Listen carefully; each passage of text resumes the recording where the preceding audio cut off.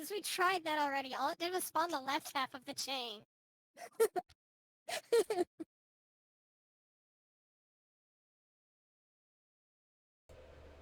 Make sure.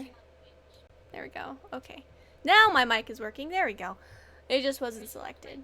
Yeah, I'm streaming on the Twitch. Where's you on Twitch? Is it Bubbling Brook or is it something else? It's Bubbling Brook. It's a, I put a link on Twitter. I just tweeted it out. Already on Twitch. So oh. Like... Yeah, I don't think you were following. I don't think you were following me, though. No, but I will be soon. Yay. Wow. There you go. Woo! We're gonna be chilling and drawing and just staying away from negativity for today. Can't see chat, so that's the thing that we're doing today. And I already had Twitch open, like, because I planned to stream later again today, so I already had Twitch open. Didn't close it after I finished my stream this morning. Yeah. I don't know, YouTube just didn't seem like the best place to stream and grow my audience like Twitch is, so.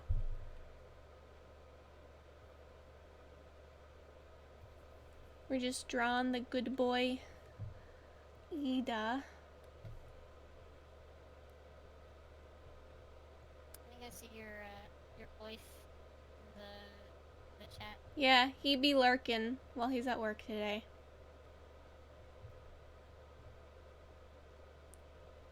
Because his work gives him a lot of downtime, I guess. Gotta give the boy a strong chin.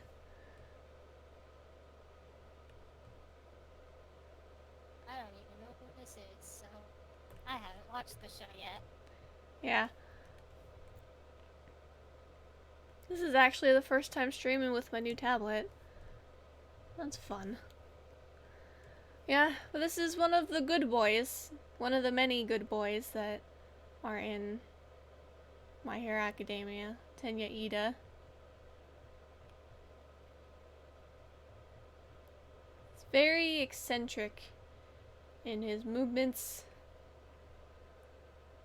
He's just all around the best boy.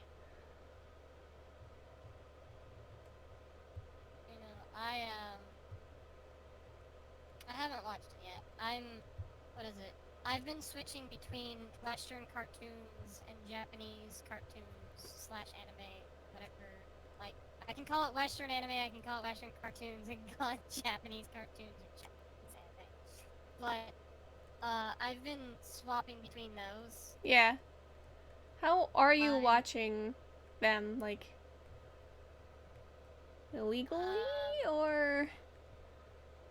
I won't say I have a subscription to Crunchyroll, I'll tell you that much. Yes, hello Justin, I don't think we've ever formerly met. This is Doodles!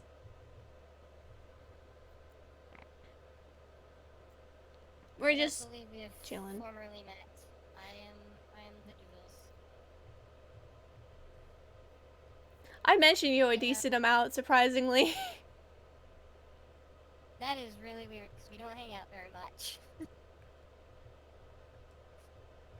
But we're fixing that right now. I should probably have Twitch open on my phone.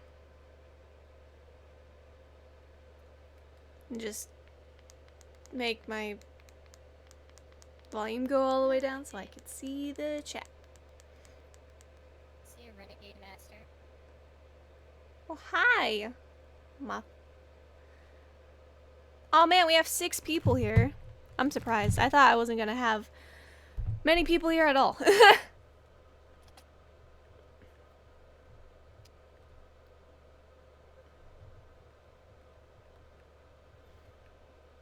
Hello, Big Mac. I'm glad you could join us.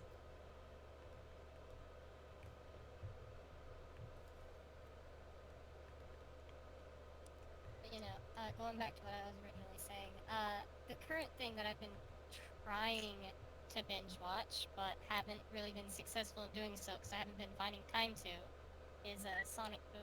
I need to watch it, so if you could link me the method of how you are watching it, I would very much like to watch that show because I've seen too many clips for me to just keep ignoring it at this point. It's so funny.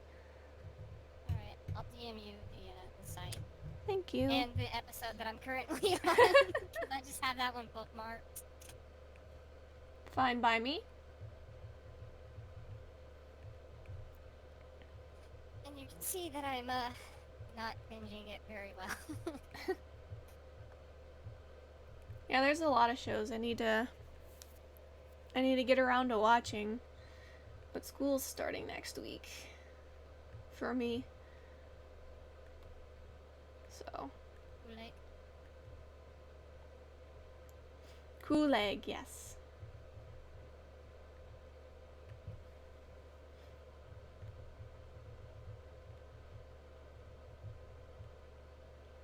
I don't know, my anime list is ever expanding, and it's awful. I want to watch Made in Abyss, despite how much that will kill me emotionally. Wanna do it. Watch it. Wanna watch so many. Sorry. No, you're fine. Right now, the list of anime I want to watch. Let's see. Of course, My Hero and Little Witch are like the top two. Mm-hmm. Interchangeable, but they're the top two right now. I think I can tilt my monitor. Huh? Oh, I'm just tilting my monitor to make it a little bit easier to draw. So I can do that. Yeah, no. Little Witch and My Hero Academia are the top two. Then there's like Konosuba or something like that. Been hearing some good things about that show. Sounds like it'd be fun to sit through. I need to watch the rest of Pop Teen Epic. I need to get back to Death Note, because so did that. I'm like 10 or so episodes in at this point. You're in for a bit of a ride. I've watched Death Note before. It's one of the few shonens that I've actively sat through the entire series as much as I could.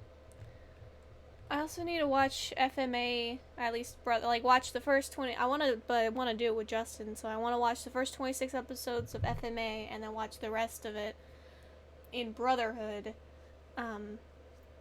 Because, you know, FMA splits off at one point and does its own thing, and then Brotherhood follows the manga more closely.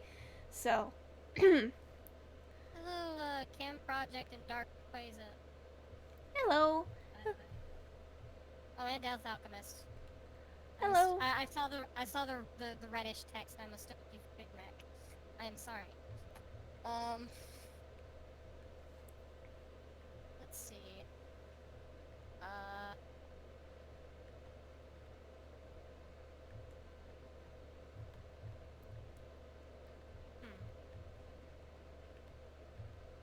gotta go to my anime list.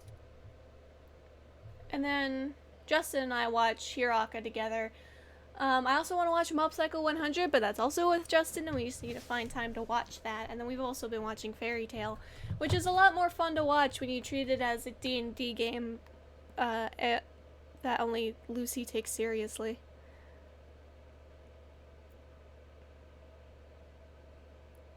Alright, so the current list that I have, Aggressive Retsuko, Comic Girls, Coyote Ragtime Show, which is probably the weirdest one on this list. Knowing my taste in anime. I want to watch Ibichu. I don't know if you've seen Ibichu. No, I haven't. I don't really know what that is. Okay, so you know Hamtaro, right? Yes. Imagine raunchy Hamtaro. Okay. That's Ibichu. I really want to watch that. It looks like it's just my kind of fucking stupid. Dark Rayquaza, I have not seen that D&D campaign. I have too many D&D campaigns I need to watch / listen to. Like, I need to catch up on Dice Camera Action. I'm all caught up on Critical Role. And then I know Dan Jones, who used to be on Extra Credits, has his own little D&D thing I want to catch up on as well. My little brother watches the Unexpectables. I've seen him in there watching it. I know Gaijin Goomba is a Kenku, which should be interesting, because I don't know if they're gonna flavor it like the lore of Kenku, or whatever, because Kenku can only mimic sounds due to their beings being cursed a long time ago. So I wonder how that plays out. They don't have minds of their own, typically. But anyway, back to the Animu. Yeah, so, Yes, Ack Inc. I need to get back to Ack Inc. Justin, shut up. Let's see. I want to watch Himoto Umaru-chan. Never heard of it. I've heard more negative things about it than positive things, but since I like a lot of stupid slice of life stuff more than I like the actiony Shonens. shonens, yeah, it seems like it would be up my alley. But I don't know. Apparently, it's about this girl who lives a double life where she is a secret otaku, and she turns into like this little miniature kind of girl with like the fucking orange bear hat or something like that. Mm-hmm. You've probably seen the character. You probably know what Yeah. I'm talking about. But, see, Kimono Friends seems like an adorable show. Yeah, Konosuba, Little Witch. Lucky Star has been on my watch list forever now. Part of me has purposely been putting it off to piss off Scarlet. But it has been, that has probably been like the longest on my to watch list. I want to watch Neo Yokio. Just for the meme of it? I want to see how just absolutely batshit surreal it is. This is not even a want, this is a need. It's One a of these need. days, I'm going to sit down and watch Neo Yokio. Madoka Magica is a show that I want to eventually sit down and watch. Squid Girl, show by Rock. And then there's The Melancholy of Harui Suzumiya, something like that. Mm-hmm. So, that's my current anime to watch list, and there's probably more that I've wanted to watch, but just don't know the names of. Probably. I know I'm like that. I mainly want to watch Mob Psycho 100 because Kerbifer is in it and he's one of the main characters.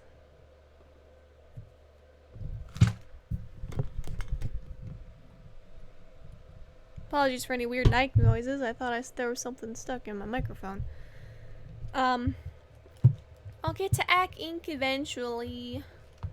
But yeah, so much Animu I would like to watch at some point. Saki K, I haven't heard of it. Have you ever watched Bakken Monogatari? I have not. Nope. I have not heard of it.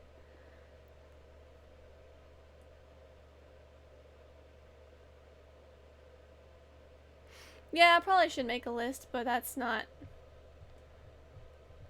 happening anytime soon.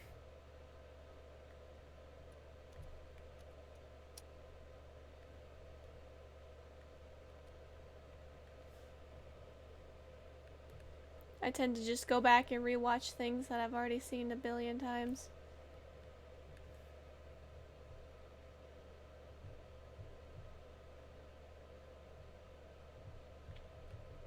Need reference of his classes.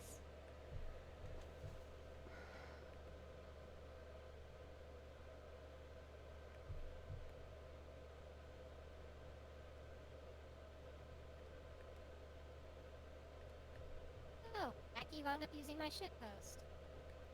Nice.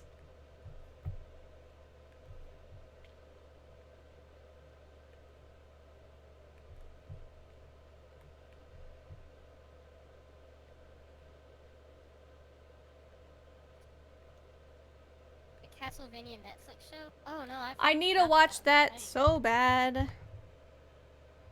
It's only a few episodes. Because I not gonna lie, I have not paid very much attention to Castlevania, like, ever in my life. Yeah, it's, I've heard very good things about it.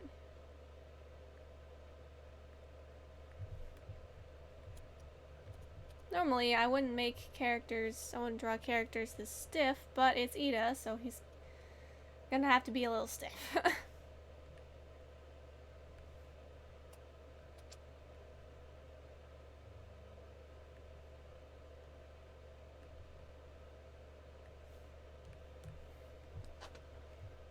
Y'all get to see my not the greatest process when it comes to, doing things, because if you guys looked at my editing methods, you would probably scream at me. For example. Oh, no.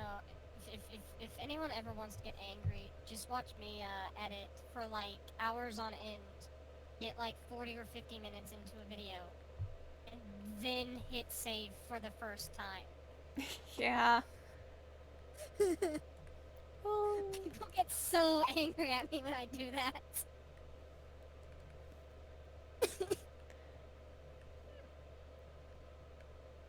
I mean, you could lose work, so that's why it's important to save, because I know for me, I've had, Premiere crash on me. So, Watch Steam and actually, oh, that's another thing that I need to add to my watch list. So I've wanted to watch Steam and Edit for a while now.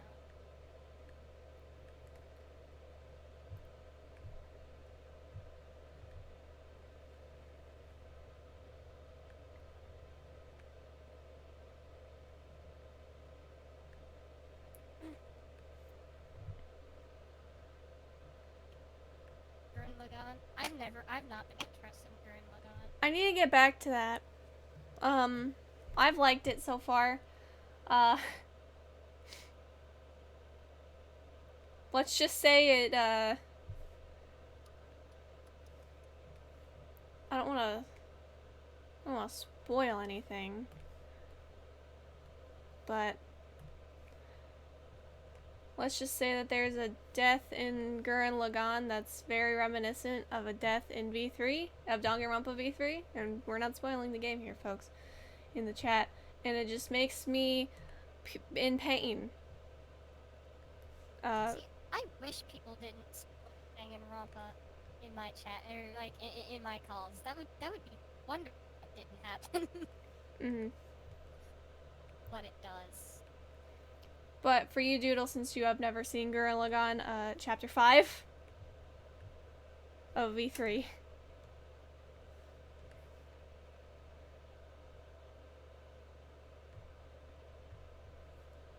Because that chapter hurt me.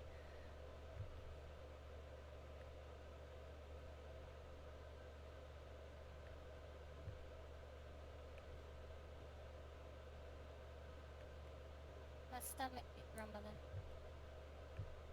We'll get food. I'll be right back. Okay.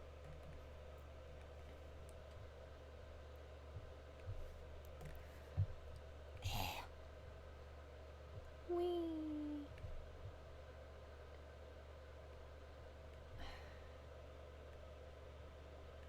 The boy actually has detail to his glasses, so I'm just like, I gotta do it.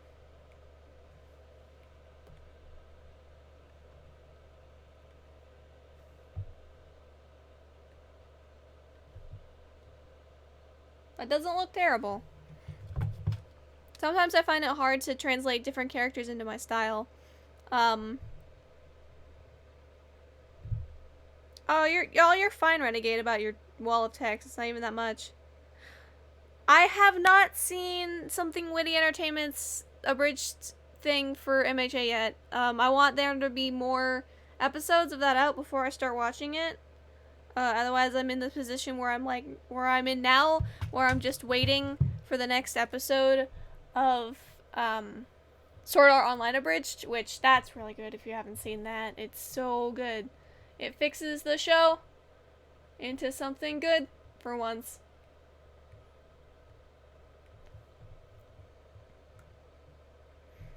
about Assassination Classroom?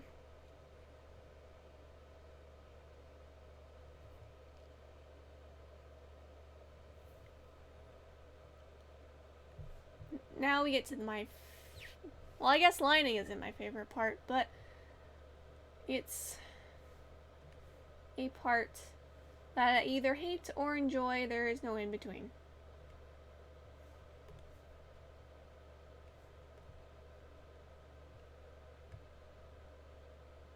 Because sometimes I get sketches that I think turn out really good, and then I line it, and then it just turns out not so good. So. And other times, I'm able to pull something good.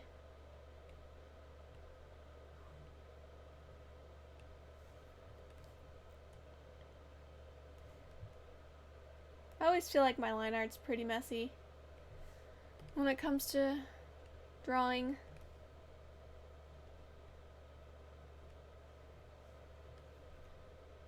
You know, I was originally gonna draw some Earthbound stuff because I was just kind of in a Mother series mood. But then I saw that it was Iida's birthday today, and I'm like, yes, I must draw the good bean. Because he is a good bean, always out there to help his friends. It makes good. He learns from his mistakes and becomes better for it. He's a caring friend. He's also basically just Justin, so, you know, that's also a plus.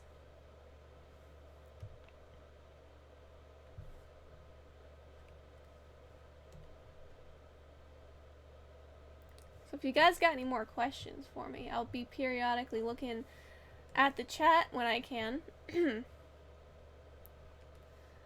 Whether it's art related or just random questions you have in your brain space, I love questions.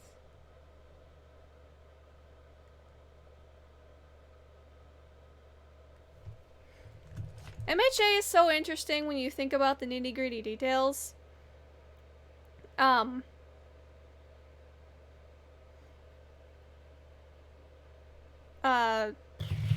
Because, like, quirks affect people, like, in a way that, you know, you could have a dog head, or you could be Tokoyomi and just have a bird head and still have, like, human teeth. So, you know, the fashion industry, there must be, like, a huge, like, business for tailors to make custom clothing or something, or there must be companies that make clothing that can fit most types of quirks, especially ones that, you know, make you, like, look different than, you know, just being a human, because then you got, like, Stain, who doesn't have a face, really, and then you got, like, a lesser example, but then you got, like, Tail Guy from Class 1A, and, you know, he would have to have holes in, like, all of his pants to fit that tail, because that would not be, good. How would that work? I'm back. Welcome back. It's those details that I think about sometimes, and I'm just like, how would this function? That's fun to think about. Doodle, I was just talking about how MHA, everyone has a quirk, and some make you look really different, so the fashion industry must be very lucrative to make people. You were cutting it on my end. I think it's my. Oh. My internet's cutting you out. Hold on. Try closing some things. I'll add that later.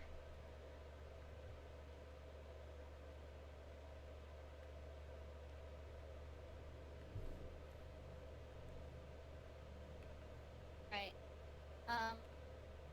Are we good now? Hello? Hello? Can you hear me? Susie?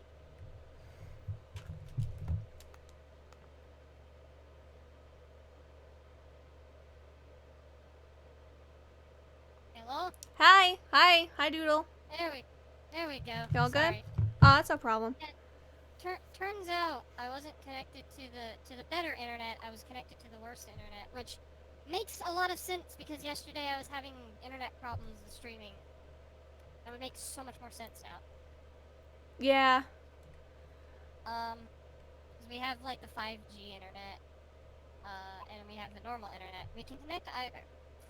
Um, I was not connected to the 5G. Turns out. Well, now you know for streaming later today. Yeah, no, it should be better. But anyway, so as you were saying about My Hero, Yeah, I was just, cause, you know, in that show, people, you know, their superpowers are called quirks. And, they could be anything. Like, one character just has a bird for a head and basically a JoJo stand as his superpower. I know some of the characters, like, just on premise alone, I love Hagakure. Yeah. Just on premise alone, I think it's adorable.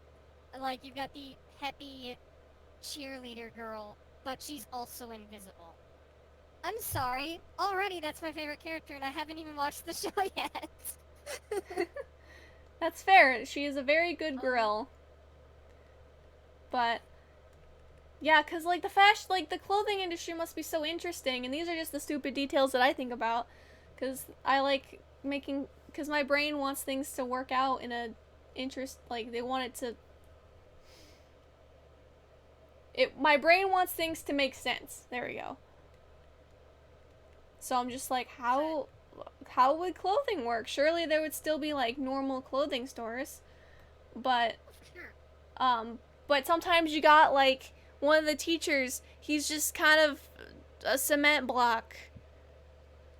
So I think I know. I think I know which character you're talking about. yeah, and so like clothing would have to be made differently to fit differently. I mean, I think it'd just be kind of like real life, because there are people who can't fit into normal clothes either because it's always too loose or it's too tight. Like, these are rare cases for sure, but they do exist. So they'd have to get clothing tailor made to them. Which, you know, Like, I was saying that tailoring must be like a very lucrative business, or they found a way to like mass produce better fitting clothing, because quirks are everywhere. Only about 20% of the population doesn't have a quirk. It's been that widespread. well, yeah, no, maybe it's just a bigger industry. But that's never brought Or, up. It's just something I think about because I'm weird like or, that. well, or alternatively, because it's so common and like that, yeah, you're probably right. They probably wound up like mass producing clothing like that.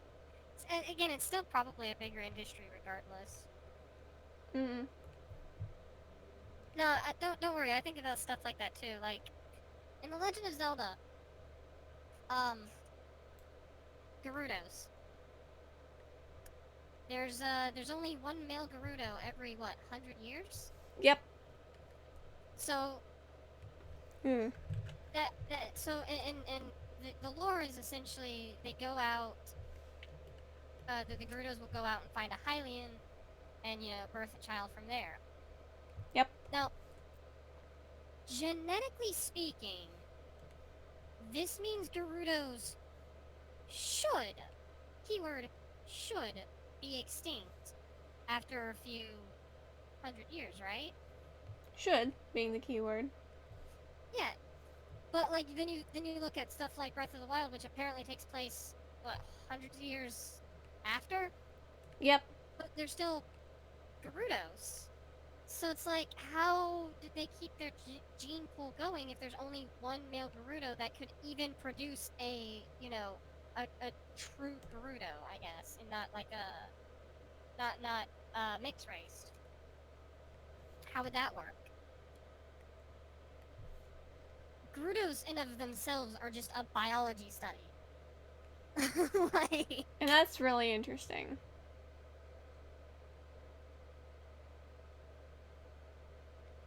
it's like, so how does it work? How do they keep around? I don't think they've ever explained that. So I think about that stuff too. So don't worry. It's like it's like how It's how game theory got started. it's how Jack Sparrow stole the Black Pearl. You just don't think about it, and it makes sense.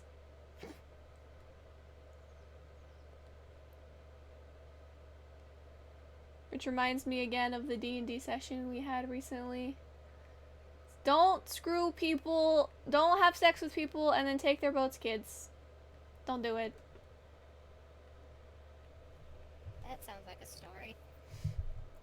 Well, my character has her ship because she's a pirate that she has. She has the ship that she has because she had sex with the captain of the ship that she now has and then stole it. As you do. See, the last time I played D&D, it wasn't like how you guys play D&D. I played D&D more of the professional, like, oh, you have to do it this way kind of. Not no fun allowed D&D, which is That's not D&D. The no fun allowed D&D, which is kind of why I don't play D&D anymore. That's not D&D though. No, it is. It was I'm trying to remember what my brother called it. If you're not having fun, what's the point? Well, what I mean by no fun allowed is like, I mean, there were still people who had fun with it, but it wasn't like, it wasn't like you guys do it where it's not meant to tell a story. It was just like, oh, you go through each of these dungeon crawls and you play through each of these modules and I mean, modules can still be fun. Yeah, but like, they were all one-offs. Like that was it. It was just a constant string of one-offs when it came to that kind of D&D. Mhm. Was it Pathfinder D&D? No, it was just it was old, like 2008 Dungeons and Dragons. 4th edition or 3.5? I think I played during 3. Okay. I think. And I had to find, because I was really young. Like I couldn't have been in my teens at that point. Hold on, I'm gonna have to do the math. So you and I are only about a month apart, so You know, I would have had. You would have been around 11. Yeah. So I was very young for playing D&D, and especially doing that kind of, like, doing a society D&D thing. That was probably a bad idea in hindsight. So that's how you got people killed. You were 11. Yeah. That makes a lot more sense now. But no, when I did that D&D, I wound up with, like, so I started with a elf war mage, just an elf war mage, and by the time I was done playing Dungeons and Dragons, my elf war mage was a reincarnated purple orc war mage. Beautiful. With a fear of undead. By the way, Death Alchemist, I have heard of Perfect Blue, I just haven't seen it yet. But it's on the psychological side, so I don't know how to feel about that, because I get spooked. Now here's where we start seeing Brooke's method of having a bajillion layers for things, for art. Coloring tends to do that. But that's typically when I want to be able to shade stuff individually. Well, I just have a lot of coloring layers myself, and I don't even shade.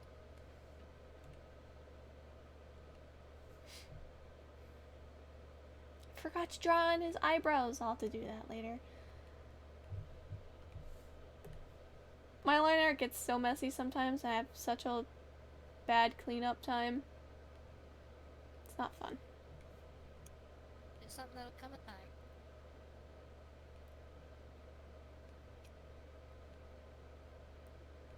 Now, one of my favorite stories to tell, though, regarding Dungeons and Dragons, and this is like one of the only two stories that I could probably tell, Mm-hmm. is so going back to my War Mage, we were playing through a module where where we were having to go through a crypt, right? Yep.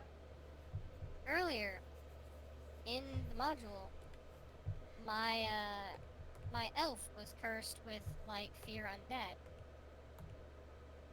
So there was a point where we were crawling through the fear undead in a crypt. It's fun, but we were going through the crypt and we wound up stumbling across this like I don't even remember what it was. It was like some sort of ogre, like undead ogre kind of thing. Yeah.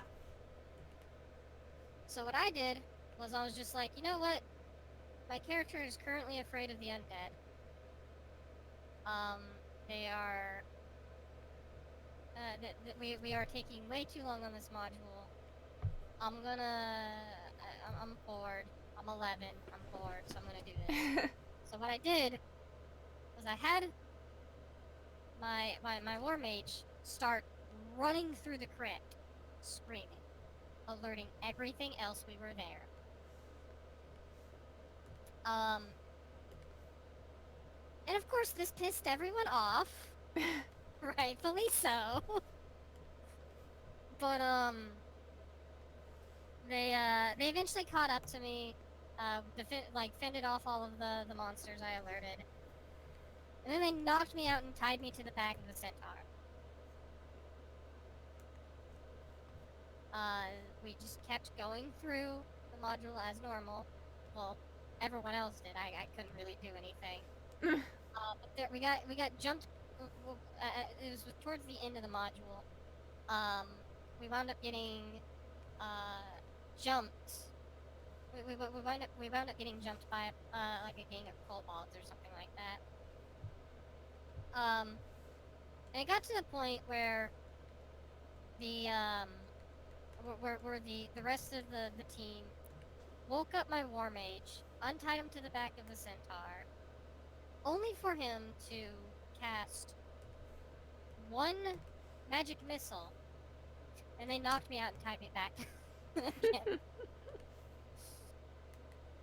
And much less to say, I was remembered after that.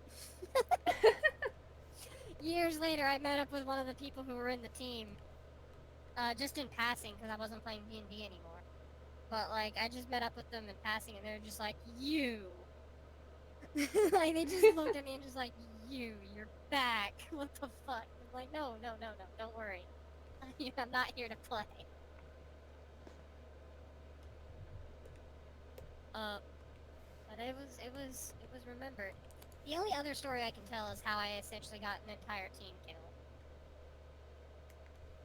And that it wasn't even my fault.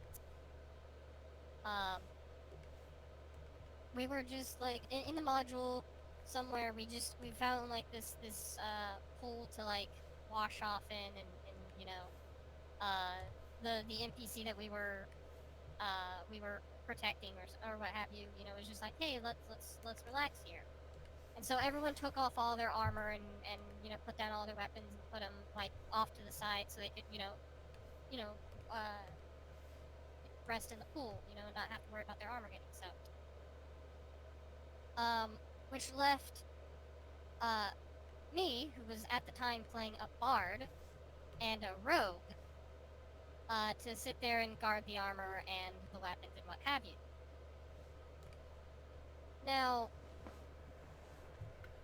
I just want you to think of that lineup. Everyone else is ill-equipped and off to the side. Our fighter is off. The mage is away. The cleric's away. It's just the bard and the rogue. What could possibly go wrong?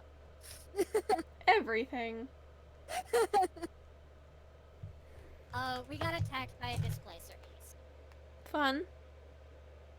nearly total party kill. Oof. The only one that was alive by the end of it was, I think, our ranger.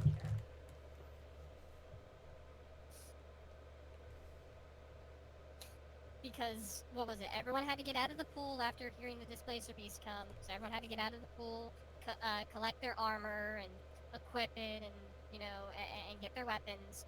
While the bard and the rogue were fending off the displacer beast. As you do.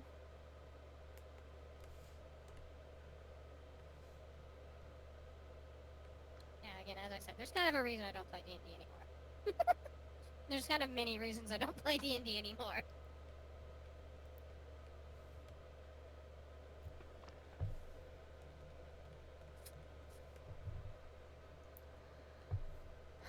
But those stories of failure are always the best ones. Those are how you... It just seems like whenever I play, bad things happen. I mean, bad things are always going to happen. I mean, worse than normal. Total party kill, not fun. I mean, that wasn't your fault. It's poor planning. Brooke, have you ever had a session end in complete ruin for everyone? Ruin how? Like, everyone was pissed off at the end, or like, everyone died, or something like that? Because I've never been a part of a TPK. I'm sure I've had sessions of D&D where no one was really happy at the end.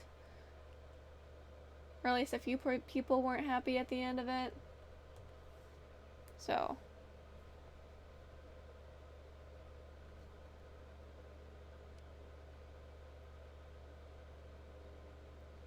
Do I think that alt-writers will call South Park centrist propaganda if they satirize the James Gunn controversy? Maybe. I don't know.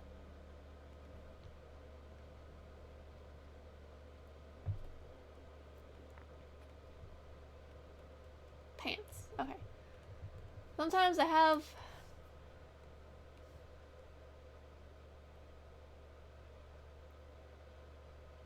have layers and I don't know what they're for.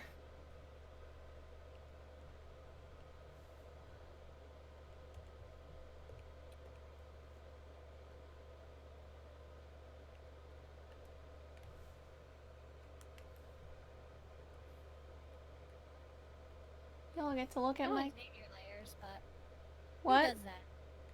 It's like, you can always name your layers, but who does that? People that aren't me. Or me. So I don't do it either. I organize, you can see, I organize my layers by where they are positioned. I mean, that's how you have to. I mean, like, cause I have the skin as, like, the bottom layer because it's, like, underneath all the clothing, and then I build on top of that.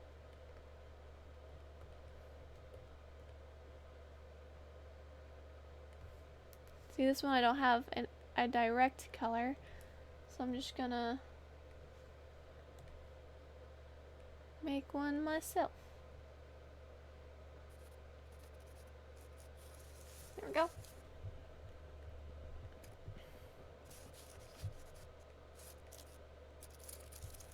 It's nice to be able to stream again. I've missed doing it.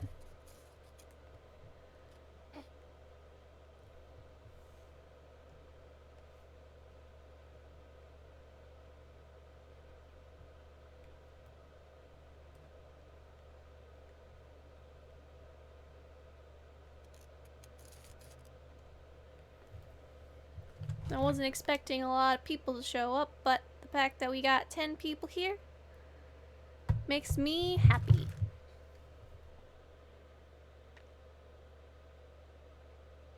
Oh, and everything ended terribly, characters, not players. Yeah. I think so. I mean, we've had sessions where we lost, I guess the final session of one of the first campaigns I was ever in kind of ended bittersweetly. We lost a couple of NPCs,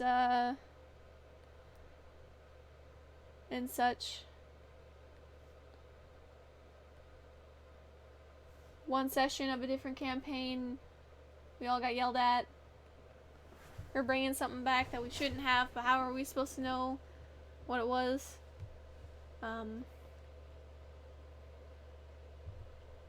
Things like that.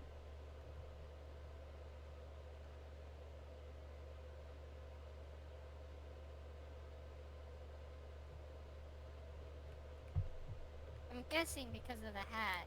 This is this character's birthday today or something? Yeah, it's Iida's birthday, so I'm giving him... I didn't put in color, I should do that. But yeah, it's his birthday today, so I figured I'd draw him. Because he's a good boy. Trademark good boy.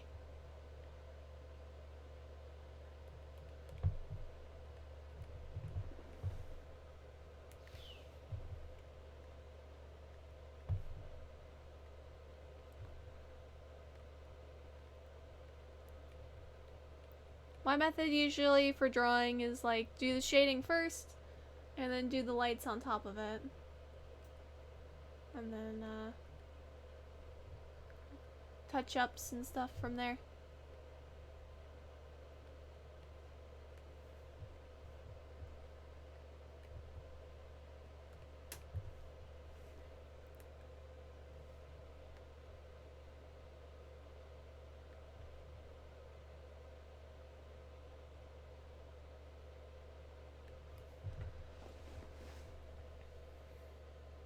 There's not a whole lot of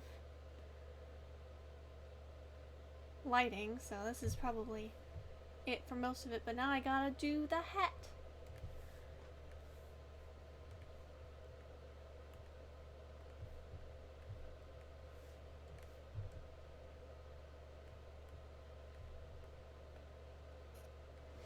I don't know what to draw after this.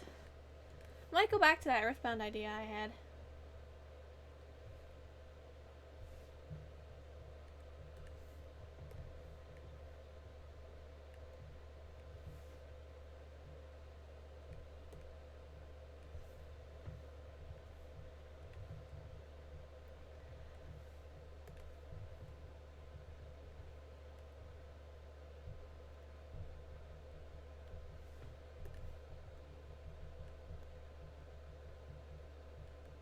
I think it's very interesting that we as a people culture, I guess, we celebrate fictional characters' birthdays.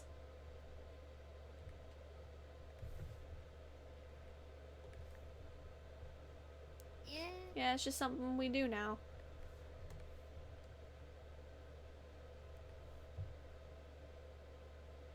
There we go. I mean, what's fun is learning about characters who share birthdays with you. Yeah, there's not a lot that share birthdays with me. Mine's a pretty specific date. Because, February 15th, who's gonna have their birthday the day after Valentine's Day.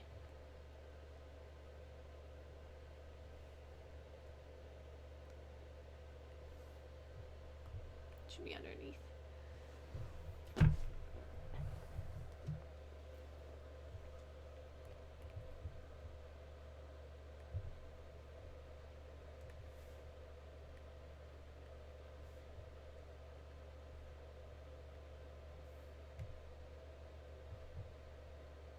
Happy boy.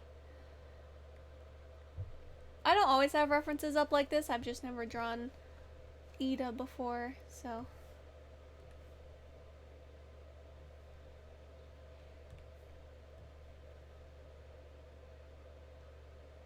Boop.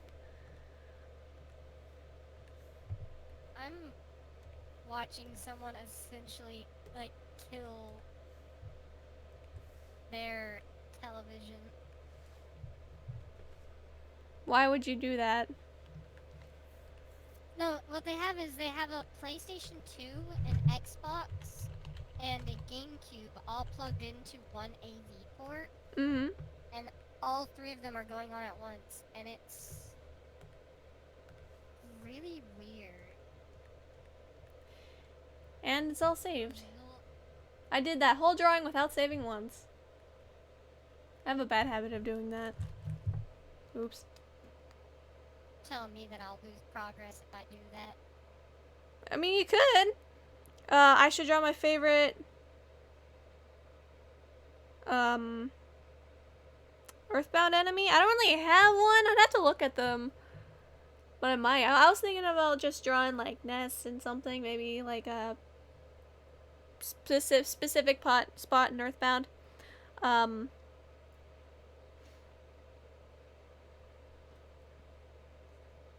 Death Alchemist. I have also been sent to an alternate dimension before. I was banished once after getting 3 nat 1s in a row. That's fun.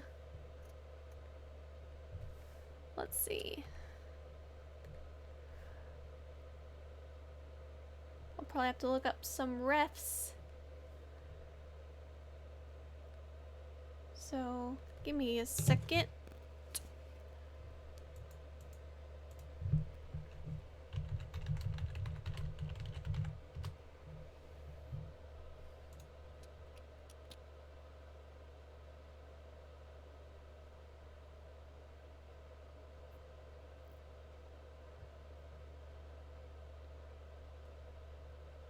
I need... Just give me...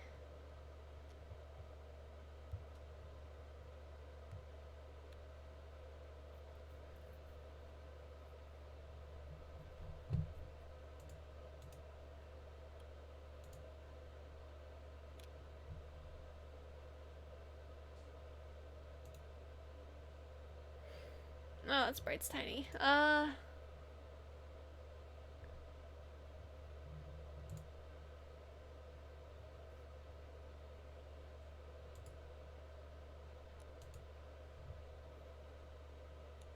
Have I ever watched Eraserhead? No, I haven't. I might have to draw the Boop and Snoots.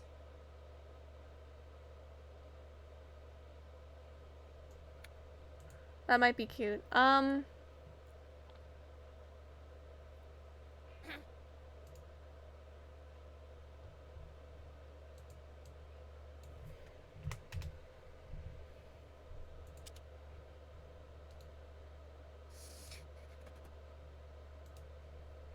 Edit, paste.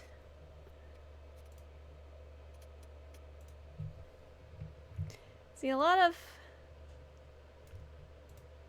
I guess it's kind of weird because my love for Earthbound and the Mother series is mostly for Mother 3.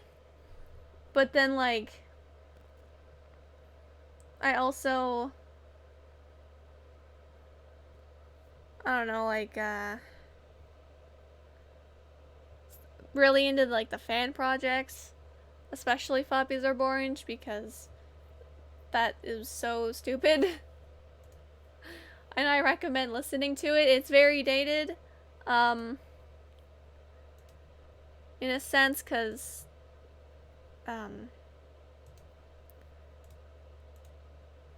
like... the R word is used a lot. It's pretty misogynistic against... up against Paula. But it's also just a funny retelling of Earthbound, and there's some old like memes in there too. So, like, if you're willing to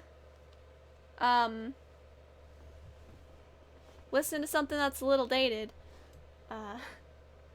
it's a fun time. It's how I know a couple of obscure songs that my dad's surprised I know about. Like which ones? Come Sail Away, mainly. Oh, come sail away, come sail away. That's not obscure. I had never heard it before. I'm not saying it's obscure, but like, I might have said it was obscure, but like songs I had never heard before that my dad was surprised I knew. So. It's like Come Sail Away by Styx is not obscure. I mean, you also listen to a lot of music from everywhere. I mean, just because I'm a music nerd doesn't change anything. Well, it was before my time. Well, yeah. Then Michael Jackson mostly before both of our times. So Fair wow, enough. wow. What I'm saying is that I hadn't really heard it before, and then now I know about it. And it's forever associated with that radio show.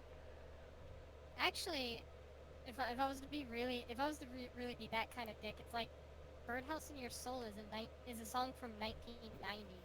That's before your time too. What are you talking about? Look, I listened to it. Like, I listened to Five is a Orange and found out about that song, like, before I even heard about They Might Be Giants, and my listening to music was very limited back then. Shut up. I'm just saying. I know. I mean, to be fair, I grew up with like Ray Stevens, so I started with like 70s music. I listened to a lot of the Grease soundtrack because we had a CD. It's a good soundtrack. Yeah, it is. But that's what I grew up on that. A little bit of Frank Sinatra, a lot of Matchbox 20. So. Oh, Matchbox 20. That's one that I'm actually surprised about, actually. Why are you surprised about that? I don't know. You don't strike me as a Matchbox 20 person. I love them. They're good. They're one of the first bands I really grew attached to. I know, but like, well, I get that, but like, just hearing that is like, the interactions that we've had. I've never sat down and just thought to myself, you know, maybe Brooke likes Matchbox 20. To be fair, I don't think that of much people anyway, so. I would go back in time and smack my younger self for not liking 80s music. Translation, you don't seem like you had an edgy preteen face. Justin! Shush, ixday on the edgy preteen face, babe. Yeah, no. I actually really didn't. That's actually exactly what I'm saying, Justin. Goddamn. Read me like a fucking book. He's good at that. I never considered Matchbox very edgy, though. I'm just weird, I guess.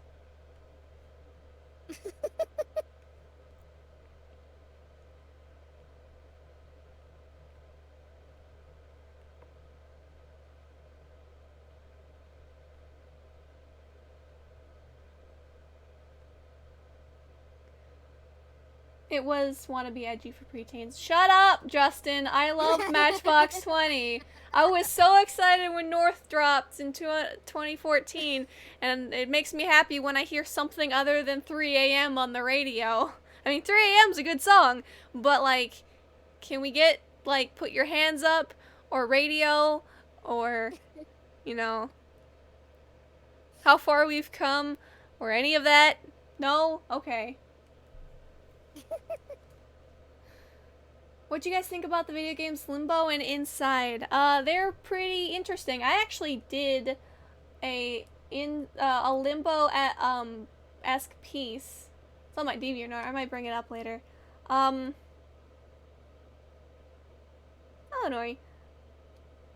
And I'm actually so proud of it. I did that back in high school.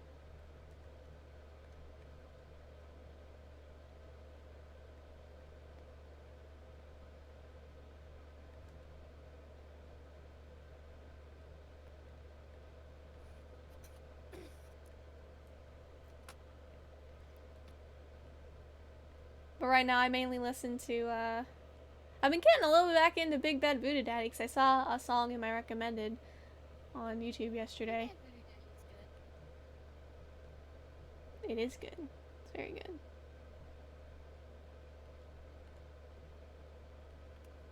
Big Bad Voodoo Daddy.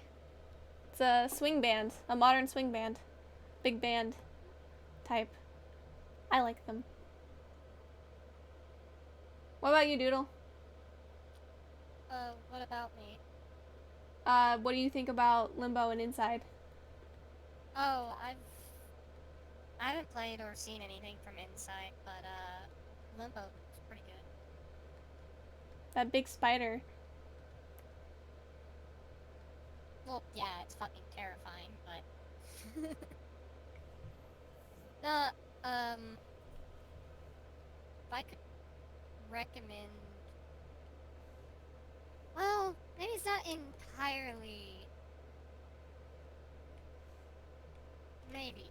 I don't know. If you like Big Bad Voodoo Daddy for its swing revival stuff, you might like Cherry Pop and Daddies.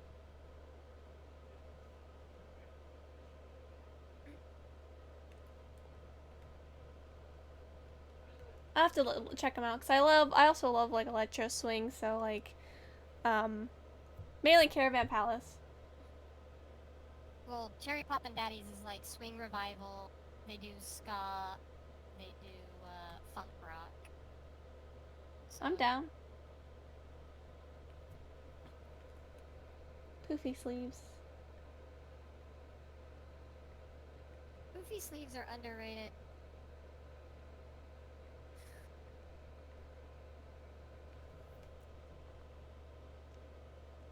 I'm hoping the new Fire Emblem doesn't become a trash fire like Fates and Shadows of Valencia did. I need to play Shadows of Valencia, but like, I think we can all agree the story in Fates is not very good. Um, but I like the characters in Fates.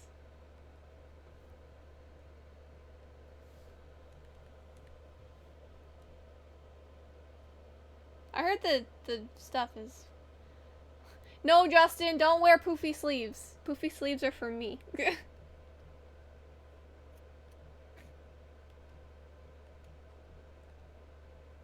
think poofy sleeves are underrated. If I was to, if I guess I can't even say if, when I redesign my persona character, I guess, or my Sona character, I might consider poofy sleeves.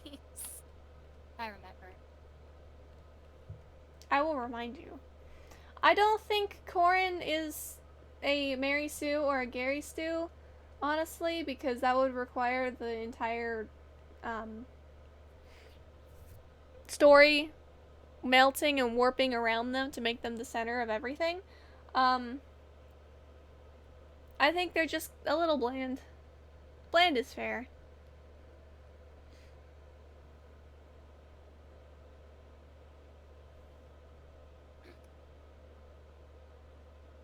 Yeah, but let's keep the memes to a minimum.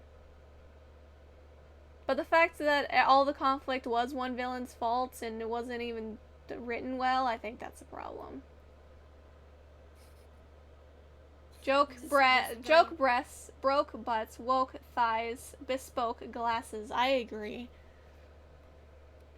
See, I can't even say that glasses are underrated because it seems to be a very that seems to be a becoming a more common opinion. Glasses are great, man. It's like my entire aesthetic. I I have like more than enough characters with glasses too. I need to draw more poofy sleeves characters. What I need to do.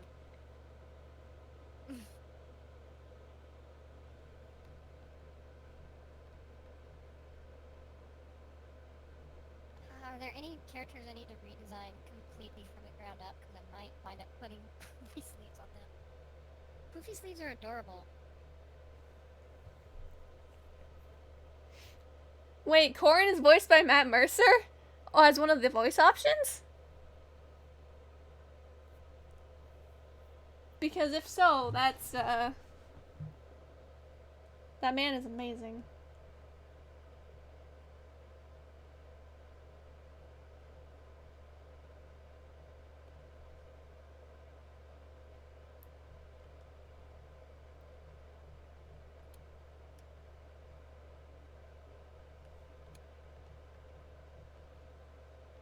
You might be, because Matt Mercer is Ryoma and Crom, Shigure, and so, yeah. Let's try to keep the Fire Emblem salt to a minimum, because that's also a dumpster fire.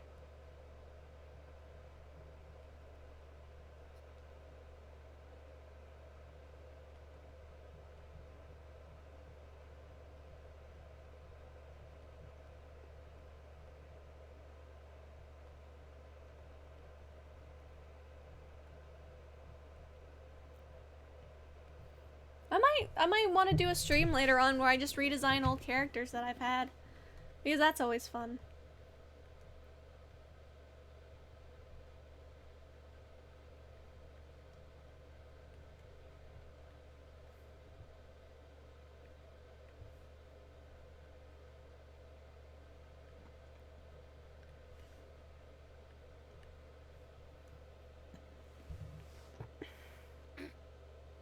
Actually, Lipsy Kangaroo, I would, or Elpsy Kangaroo.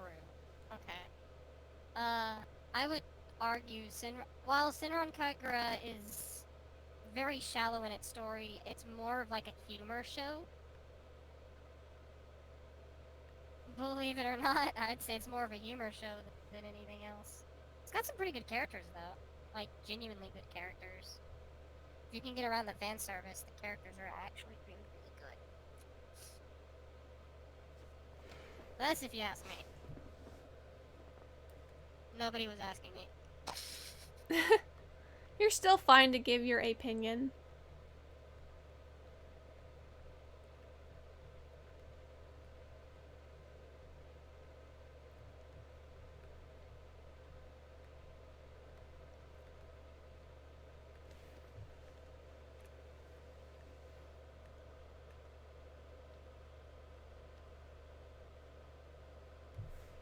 I think I need to make Nessel a teensy bit taller.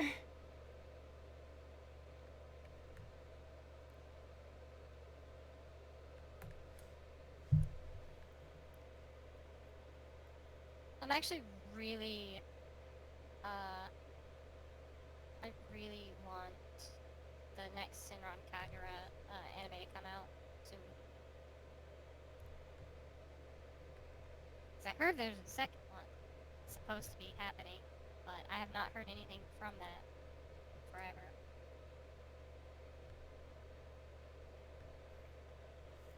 Matt Mercer equals Fire Emblem proper. It's like I'm not even sure I care much about the roles specifically that they play anymore with certain voice actors. It's just the fact that they're in something that I enjoy that aspect.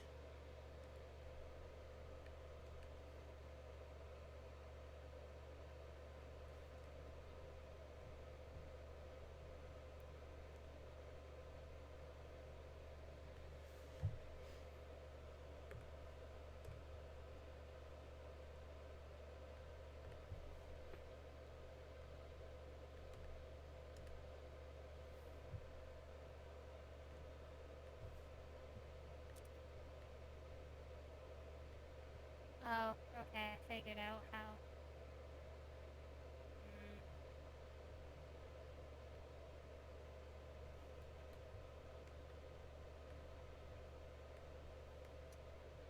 What'd you figure out?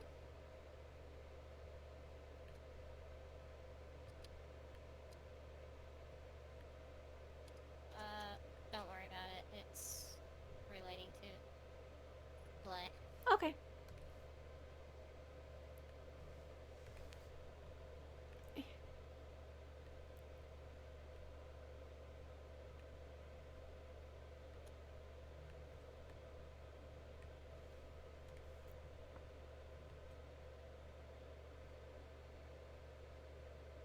Fire Emblem music is pretty hecking good when it wants to be.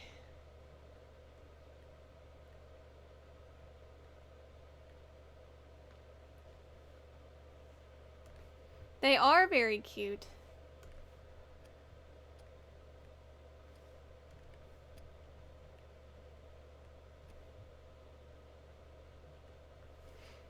I also love bows and drawing bows on characters, either in the hair or in the clothing.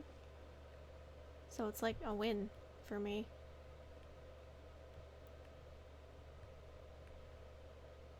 I need some background music. Well, okay, then how about this? Let me just go into my playlist. My liked. I have too many playlists to save my life. Now, where did it go? Where is it? Because there it is.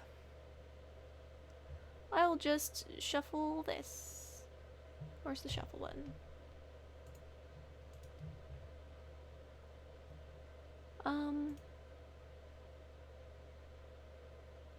Play all.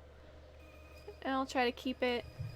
Let me know how the volume is. I think it's pretty loud, so I'm just gonna turn that down. So,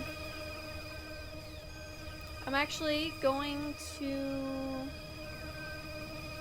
shuffle this so we don't know what's coming up next.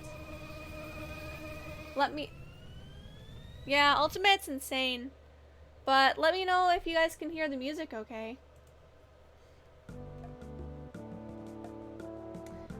Doodle hasn't said anything in a little bit. Huh? Hi, Doodle. I'll raise up Discord and then keep the volume where it's at. So hopefully it's good. I figured... You know, I was just, again, kind of off onto the side. Someone had DM'd me wanting to get into this chat. Someone who happens to be a part of the whole reason that we're in here in the first place. Oh, okay. Oof. Yeah, no, we're just keeping it chill. Keeping it chill today.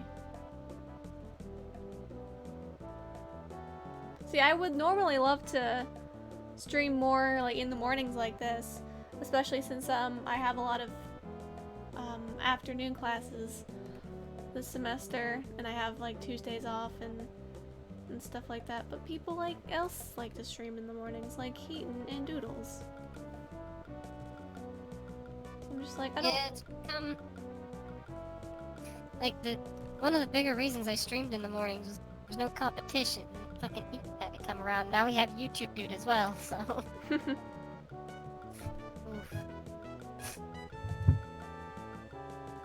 Although, YouTube Dude starts streaming like really early. Like earlier before I even get up. That's crazy.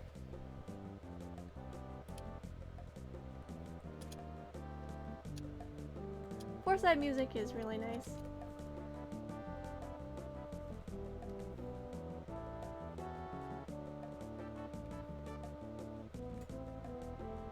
Goofy sleeve.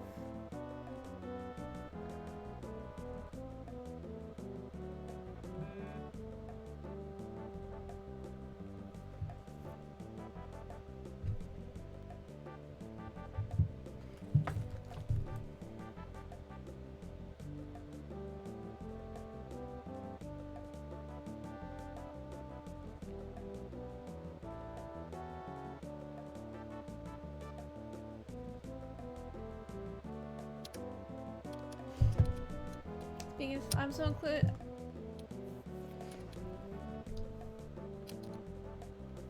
We are never allowed to ask Sakurai for anything ever again.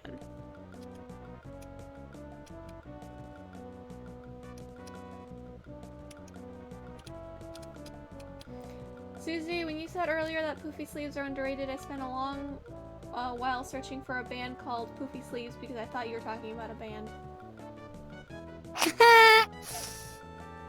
Oops. No, I'm talking about poofy sleeves on a dress. They're adorable. They're criminally underrated.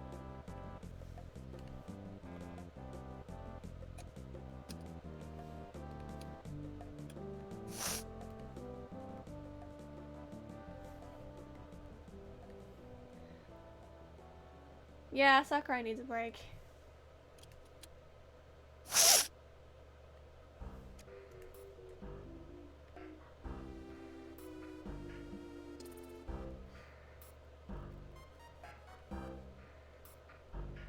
just has a very interesting soundtrack, I would think. And then Mother 3 just makes me cry.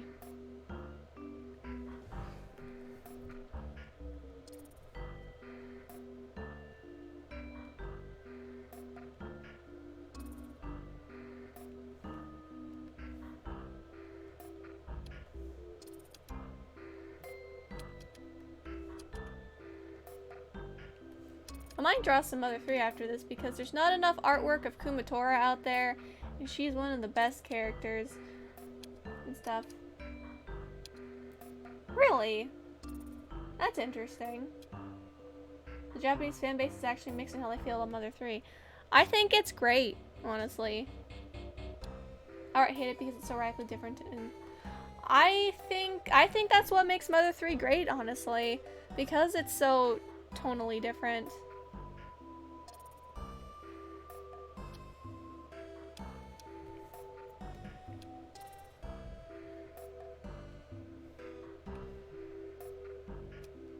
Because, like, I always find it really interesting what's appealing in Japan and then how the West always perceives it. Because, like, there can be two radically different reactions to things. So.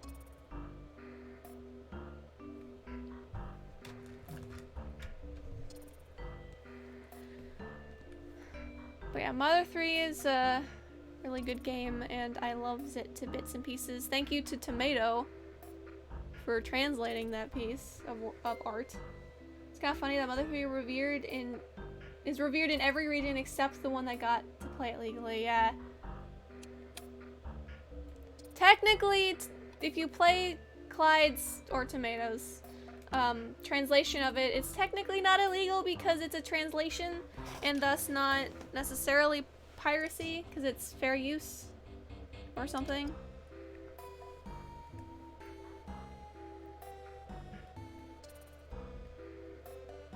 So, I actually have, because Justin gave it to me to borrow, I actually have a Game Boy copy with the translated ROM dumped onto a GBA cart. One is highly exaggerated parody of the modern life from a view of a child, the other can come off as a little, ate the word, but preachy. I'm not sure it comes off as preachy to me, personally. I think it's a well-told tragedy, personally. Because Mother 3 is indeed a tragedy.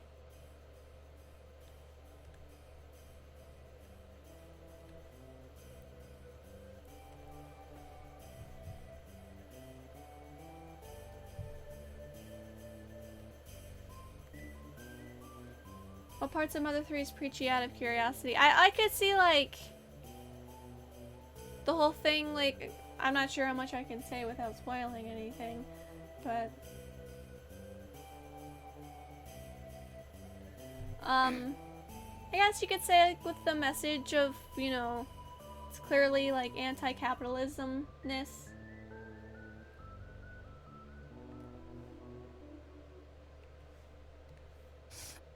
And letting greed take over, because everything was literally perfect, and then capitalism came in, and there went the selfishness and stuff.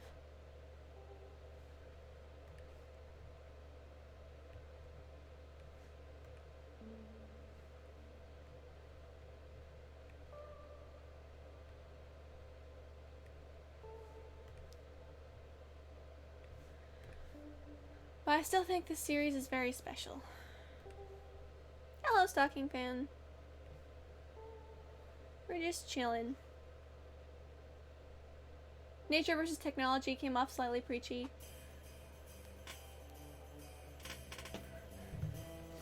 I mean, I don't think it's necessarily all of the technology itself, although, like, part of it. I think it's just the way it was implemented. Like, if it was just like, oh hey, here's a cool new thing that you can do, and there wasn't a lot of, like, advertising and having to, like, oh, you need it and stuff like that, I think you could introduce TVs and just have it be, like, just a normal thing. It was just the way that Facade did it, I think. It was forced integration, yeah. Yeah, corporation and things like that.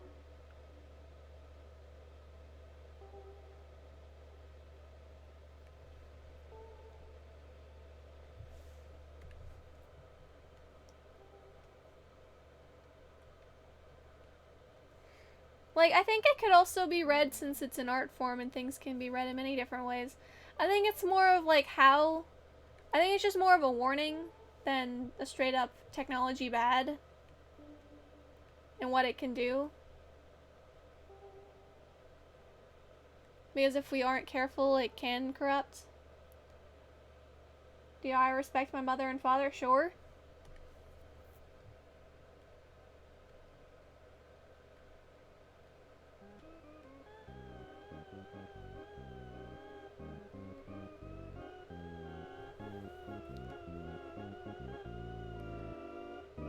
I appreciate the leitmotif that exists in this series.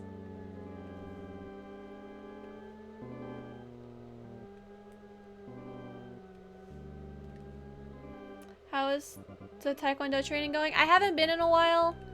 I've had some anxiety about it. So, there's that. I'd rather not get into the details.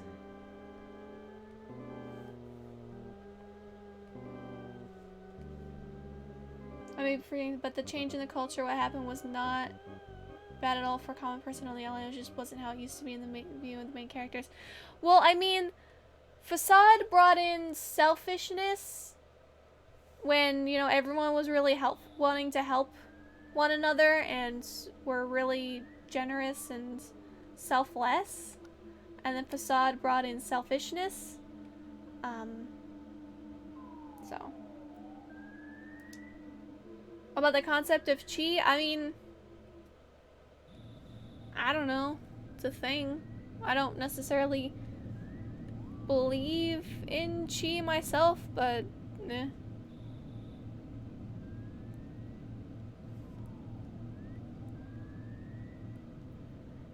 Gotta add all in all the stripies now.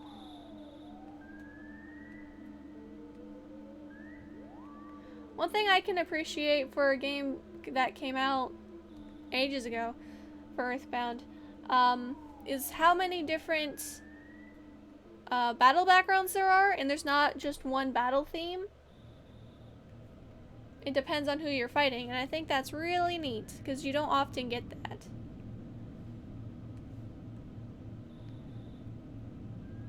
What is my sect of Christianity? I don't know. I don't know if I would really have a word to describe what denomination I am. I'm just Christian, I suppose. Having fun over there, Doodles? Sorry, just off in my own world, I guess. Nah, you're fine, my dude. And I call everyone dude, regardless of anything. I was watching Zemo Nitrum's newest video. He's been posting like these videos every Wednesday. Where he does the "It is Wednesday, my dudes" meme with the frog. Nice. But he'll like remix it and make like a music out of it. It's great. Or at least he was doing that until today. He just posted Wednesday finale. That's like, oof. It is the last Wednesday, my dude. Actually, there's a really great symbolism series done by MC Prophet where he talks about Mother 3 and how if you talk to the NPCs in like chapter 1 when the fire is going on in Hinawa and the kids are missing, everyone's dropping everything out of a hat. There's a shop in there, but you don't have to pay for anything. You just take it and take it with you. And like people care about one another more, and then as soon as, you know, Facade gets his hands on the society in Tasmeli Village, everyone becomes a lot more selfish and not as willing to help people. So I have genuinely no idea what you're talking about right now. We're talking about Mother 3. Yeah, but I haven't played Earthbound anything ever. So. So I'm like, I just don't. I'm just completely out of the loop here. It's fine.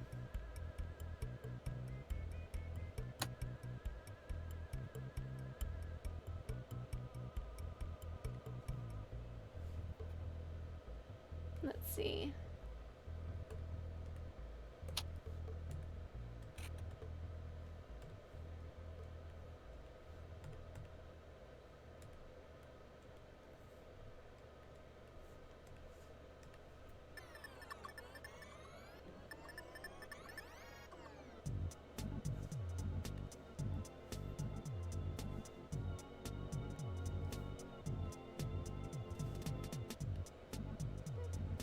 Hate picking skin color from 3D models.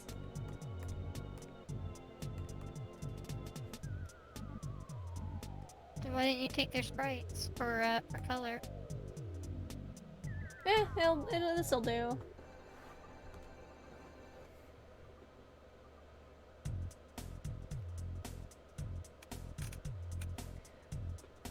I need to play Pokemon Mystery Dungeon. I have Explorers of Sky, but I need to get back to it. See, I never played Mystery Dungeon. I played Ranger though. I think it being a little bit more red would help.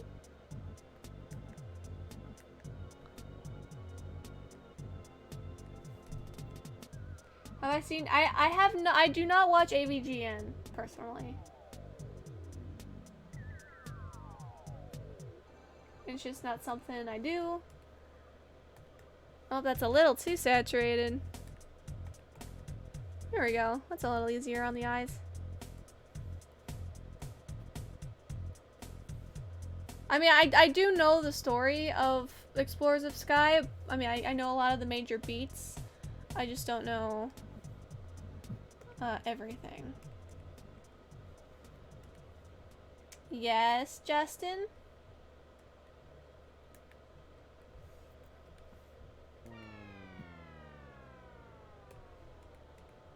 Ah, wrong layer.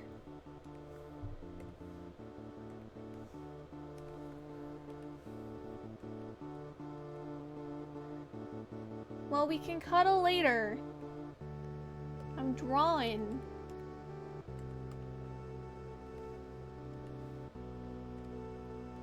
I want all the cuddles.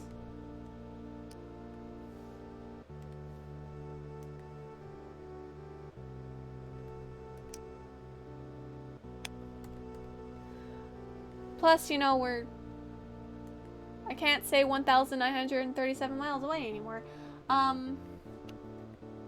But somewhere in that ballpark.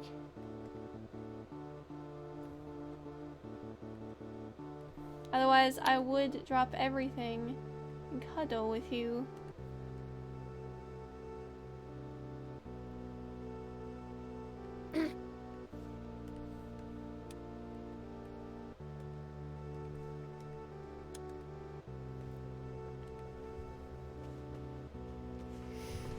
Yeah, give us the new number.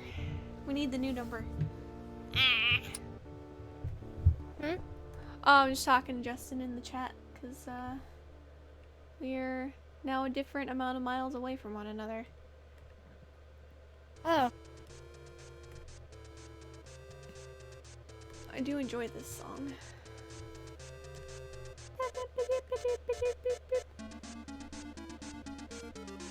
I need to play... I need to finish Chrono Trigger at some point, because that's also a good video game. It is. Well, teleportation was playing- technically possible. Yep. Are you playing the SNES version, or are you playing The SNES version. The SNES version. You should have played the DS version. I was... The DS version has an extra ending. Well, I'm only gonna get the standard ending, you know, save, you know, save Chrono. Oh, you're not doing the full... I won't get every ending, probably. That's just not... my jam at the moment. I'll probably, if I enjoy myself, I'll probably go back and get all the endings, but... Yeah. The DS version has a 13th ending.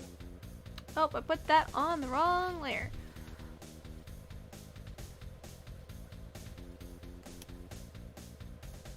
Actually, there really is no standard ending considering there are 12 in the original. I know, but there's like, you know, endings varying upon, like, there's, you know, there's typically probably one ending that everyone gets the first time playing through. No. What is it? The first time I played, I had a different one than a friend who also played through it. Interesting. I was curious if you two do the commissions. I do not. My art is not good enough to sell. I do. I'll put a link in the doobly-doo, linking to my thing. Just let me pull up my Twitter. And yeah, my art is not good enough to sell. Copy link to tweet. I'll put that in the chat. So if any of that interests you, I'd be happy to.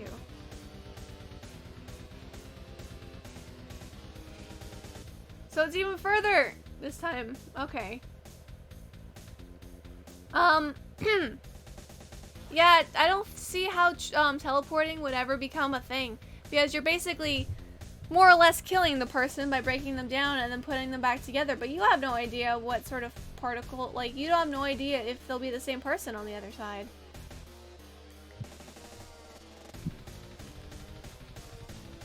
No, I think teleportation could theoretically happen.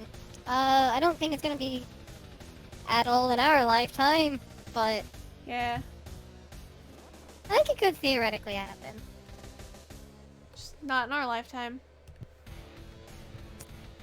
There's a lot of things that I think theoretically could happen that it's not gonna happen in our lifetime. Like, for one, I think medical science could get to the point where they could grow a body completely from the ground up and be able to transplant a brain into it. I mean, we've gotten close several times, but I think the second we start messing with the fabric of life itself is the point we've gone too far. well, I mean, again, we've gotten close, like, several times. Like, we're almost to that point where we can do that. Like, we don't have any way of, like, keeping the brain, you know, from deteriorating. So eventually, so it's not like they'll be able to live forever. Even if they do that. It'll just be, it's like, hey, we could, you know, make a new body and, yeah, like, one that doesn't have, This or song is one a that's, jam. say, like, you know, it's like, we could grow a body that, like, doesn't have, walking problems. Like, what is it? Like, someone who's crippled, they could just grow a new body that has sturdier muscles and, not broken, not broken bones. Yeah, So, if it's to like help I mean, people out and things like that, that I understand. well, I mean, again, we're not to the point where we can prevent, like, brains from deteriorating, Yeah. but We We should could not do it clone just for fun. dinosaurs. It's a bad idea.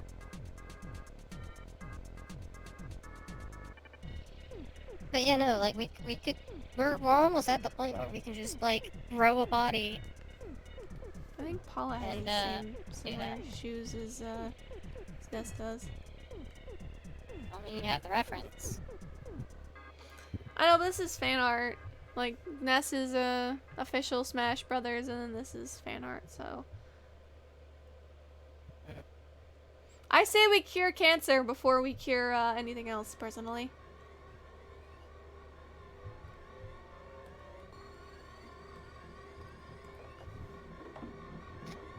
Yeah.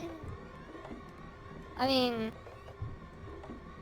Because cancer took Robbie Rotten, and that's not okay, Doodle.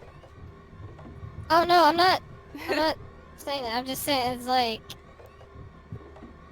if we managed to do what I'm theorizing, it would get rid of most cancers except brain cancer. So I mean, again, this is of course a hypothetical I mean, more than anything of else. course, if we could stop AIDS, that would be fantastic. Get rid of all of the deadly diseases.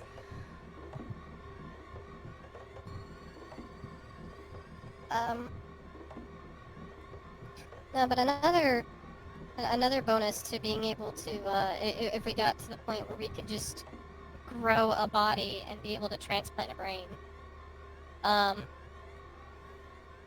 it would help those with gender dysphoria. That was my original thought when I had first thought of it. Mm-hmm. Like, so I was just sitting around thinking about like just random, you know, just sitting around doing my random thoughts of the day, and that was one of the things that came to mind. It's just like, hey, you know, if we could do this, like trans people would have the ability to have like their ideal bodies. That'd be kind of cool.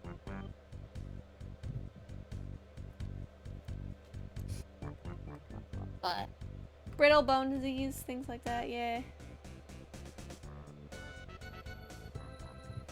yeah, no, it just like the whole idea of growing bodies has just like just a lot of like pros to it. But you know, science is not going to get to the point where that's going to be possible in my lifetime. Yeah, That's blood not types would be happening. very important to take into consideration for this sort of thing. That would take a Oh, lot. for sure. But for sure, there are a lot of risks and what have you. But like, I'm just saying. I mean, I mean, first and foremost, we're not even to the point where it's possible yet because science refuses to look into that kind of stuff and progress that kind of like research. But like, I do feel like it's possible. I feel like it's definitely, you know, theoretically possible, for sure. I think anything's possible with enough research and technology advancement. Like again, we've gotten close, so, but it's not gonna happen in our lifetime. Especially not in America. Or like, if it happens, it's not gonna happen in No, America. it's not gonna happen in America. Are you kidding me? That is definitely not happening in America. No, fucking for sure no. I love the Mr. Saturn theme, it's so good.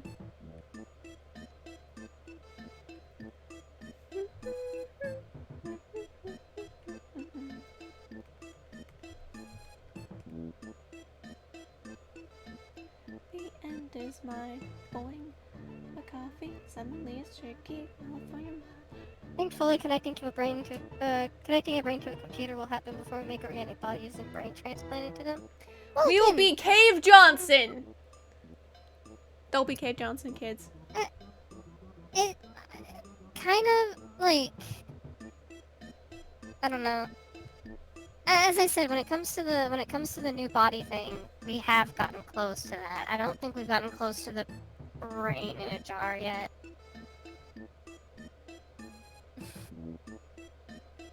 I haven't looked into that, but I don't think we're that. I don't think we've gotten anywhere on that. And again, the brain wouldn't keep if we do it the way that I'm thinking. The brain would eventually deteriorate and the person would die regardless. But I mean, hey, at least they lived a life with a healthier body.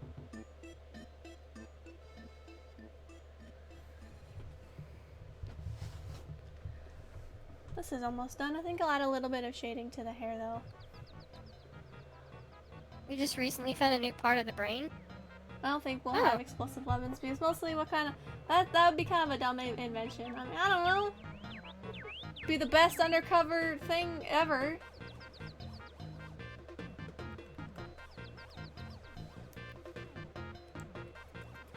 Would that help with gender dysphoria or other similar issues? Oh, the computer idea. I don't know. Maybe. If they identify as Robokin, maybe.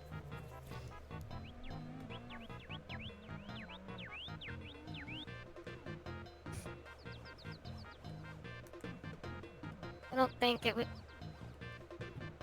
I don't think it would like help trans issues though. Although, if they were to do like the computer thing, or even the body growing thing, it would probably make those who are non-binary more more possible to transition into that.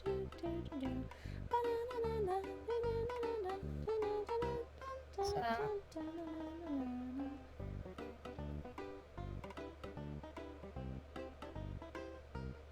people that identify as attack helicopters can finally feel comfortable in their bodies. Yes, Justin. uh, How would you react if science created a third gender for humans? I mean, okay. We already have more than two genders. You mean sex? Since, you know. Regardless, it's well. I mean, even when it comes to genders, I'd argue it's still only two. Right. Non-binary is non-binary. I don't consider to be a gender for the same reason I don't consider atheism a religion.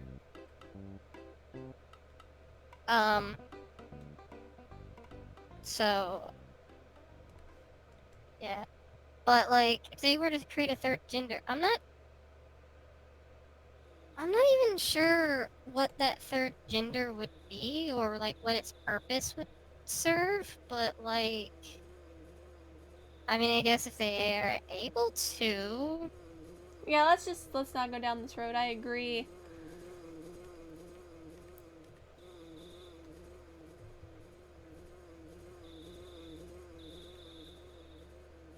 But here's the cuteness. I did it. I drew the cute. Probably need to change what I'm doing.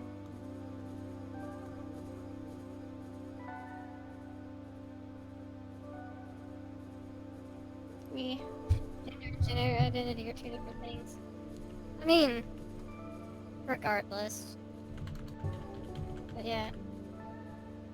I'll go ahead and drop it. Brooke doesn't want this on her stream.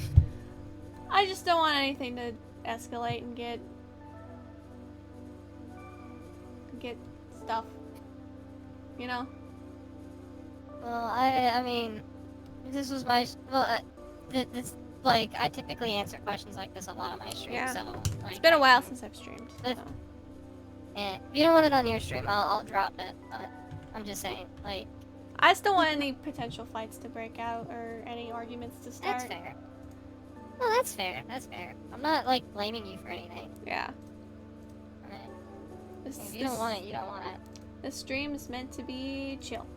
So that's another. So I drew these two cutie patooties. Now I don't know what to draw next. I'll take some suggestions. Does anyone have any idea what happened to the story of the Pokemon games ever since Gen 5? The story quality? I don't know. I think Sun and Moon brought it back up.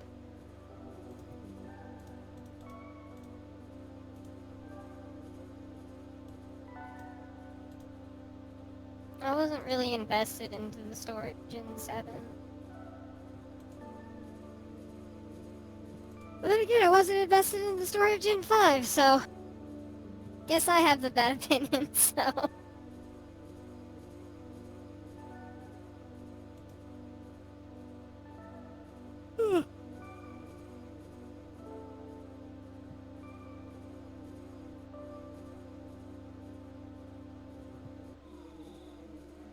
I'll have to look at that later, but I shall retweet that we are still going. Because we are. Gen 5 had a good story. What are you talking about? Some of the best in the series? I don't know. I didn't much care for Gen 5 just as a generation, just as a whole. Like, I'm very weird when it comes to how I play Pokemon. Like, obviously I don't play it competitively, that's for sure. But, Neither do I. Closest I get is, Bobby's server. But for me, it's like... Pokemon is definitely a thing that I can just sit down and, like, play once waste every few some time months. on. Yeah, essentially. Like, and on top of that, I'm also very like, even if I was to sit down and play it a lot, all in one go, it'd still take me forever to get through games. Like, for instance, when it comes to Gen 7, I still haven't beat the electric trial.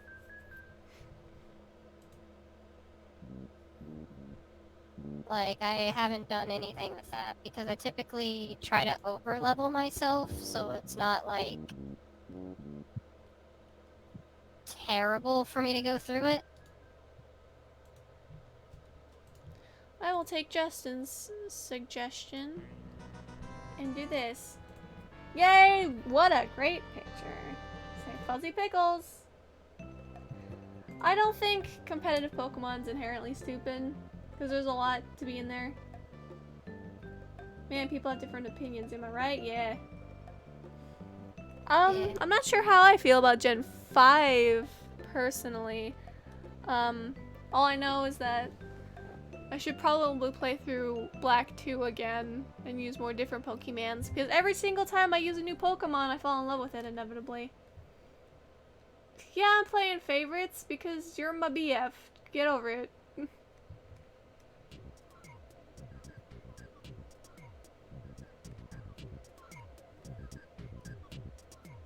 Pink Cloud Shrine.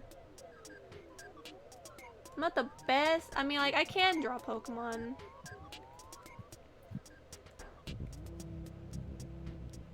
Speaking of different opinions, can we get mad at Madness a little? Because... Get mad at Madness a little? Because, God. Yeah! Let's get angry about Madness. Madness? Yeah, the normal boots thing.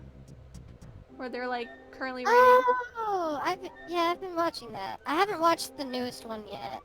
Justin and I had to drop it because it's too inconsistent for their criteria keeps changing every episode, and while Forrest might think that's fine and just trying to treat it as a thing between friends, they're trying to treat it seriously. You can't have your cake and eat it too, basically. I don't have Nightbot. A region based in China would be pretty cool. I would agree with that. I don't know. I can't really get mad at Madness because of that, though. Because in some instances, I get it. Like, I get why some certain times criteria changes. For instance, when they were looking at best between, what is it? Fucking Mario Party and Smash. Like, what's the better party game out of the two? Well, I mean, like, not necessarily that. Like, that's part of the discussion because those are, you know, multiplayer games. I'm more talking about, like, oh, what's the best N64 game versus what, you know, what's just a better game. And be like, Jared, like, with the whole GoldenEye thing, Jared was saying stuff like, oh, N64, I mean, GoldenEye was a better game than Paper Mario. It was a better N64 game, but Paper Mario was the better game. And I'm just like, stop it. I actually might have missed that one. Because I don't remember them talking about GoldenEye. Yeah, But yeah, I remember them talking about Banjo and Star Fox, which was the one that came after. Oops, I watched them out of order. Oh well. but it's just like, come on, guys. I would like it if it was consistent with how you're basing it off on. And I'm just like, come on, man. Please and thanks. That's why I just had to give it up, so I stopped getting mad. I don't know. I think for the most part they stay consistent, but it's not really supposed to be like a huge deal anyway. I mean, it's inherently subjective. because everyone had GoldenEye and that protects it from aging poorly. I didn't have GoldenEye. I think it aged terribly. I think GoldenEye is probably one of the wonkiest fucking N64 games I've ever played, personally. But that's just me. I didn't grow up with it. I don't have the nostalgia. I don't know about anyone else. I mean, I know other people seem to like it, and good on them for doing so. They see something in it that I don't. Because I mean, like, it beat Paper Mario, and that game has aged really well. Spoiler alert. But, I don't...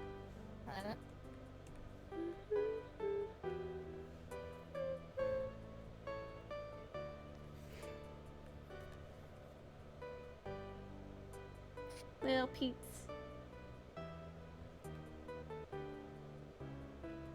I'm not the best at drawing animals, so. You know, I think the only time that I've disagreed was, actually,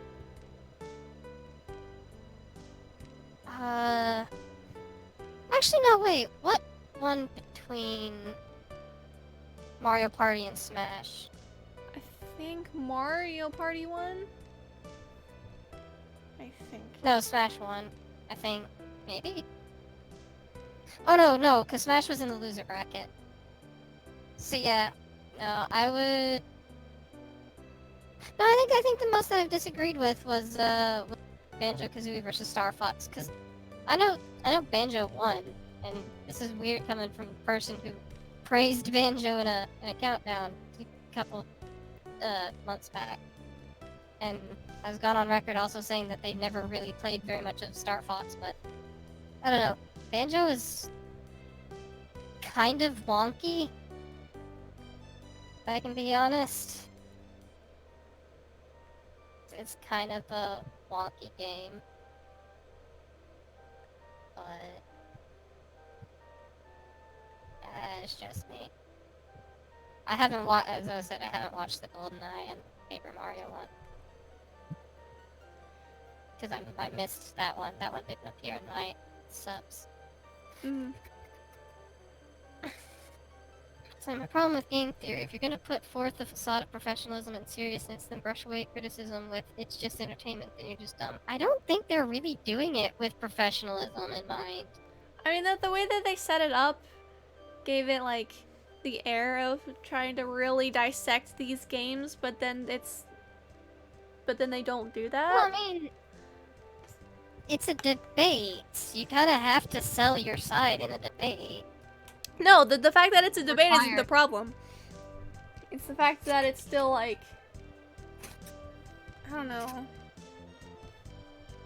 I don't see them as trying to take it seriously. At least not as much as I see game theory trying to take himself seriously. But I don't know. I just see it as entertainment of a debate between like 5 people. Well, 4 people and then the moderator. Yeah. Welcome back. I just see it as like, what is it? The stupid kind of debates that you get into with friends. I By the enjoy way, for anyone watching, don't start a food debate with your friends. It ends in fire every time. that. Unless you're Doodle, in which case, never talk about food ever.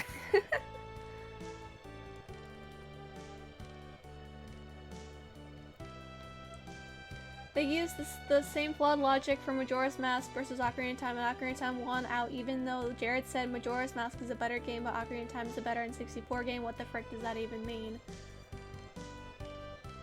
Actually, no. I when it comes to the Zelda debate, I actually understood where they were coming from.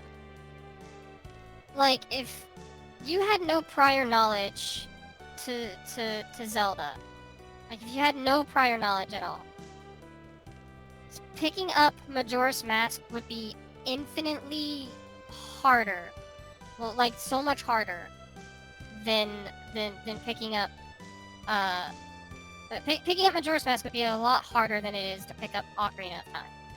If you were to take both of these games and put it in a vacuum, Majora's Mask is the harder game to pick up and play.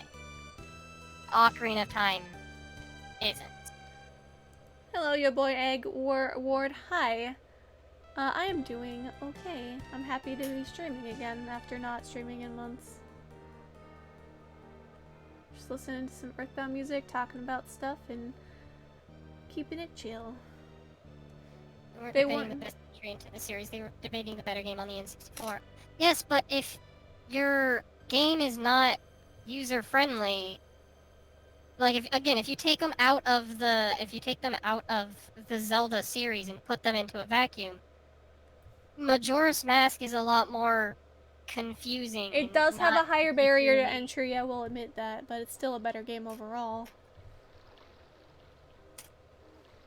Just what it was able to do. But that's the logic that they were going at. It's like, as an N64 game, Ocarina of Time is easier to pick up and play, in which case it would be the better game for most people. Whereas Majora's Mask, admittedly, isn't. That was the logic that they were going at. Because, yeah, to be a better N64 game, you would inherently have to be able to pick up and play it, wouldn't you?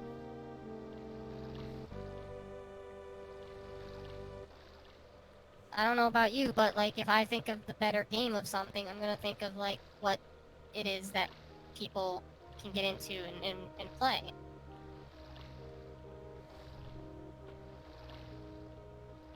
I understand. I'm gonna have to pass on the link. I need to change my settings. But we're just gonna keep it like this. Hence the point that their logic keeps flip-flopping, and I swear to God, if Banjo wins in the whole bracket, I'll go there. What's the worst soundtrack to an N64 game you've played? I actually have, aside from maybe a little bit of Majora's Mask, and a little bit of Smash Brothers years ago, I haven't touched. Well, I have played a little bit of Paper Mario. I can't really answer that question. I didn't grow up with the N64. My first home console was the GameCube. So I'm not the best person to ask.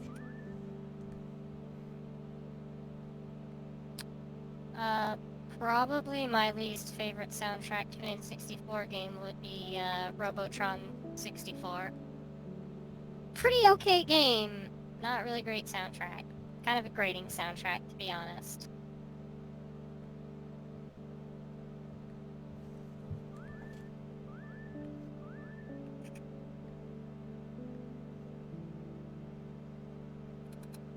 I don't know how many people have heard of Robotron 64. I have not. What is your biggest guilty pleasure video game? Do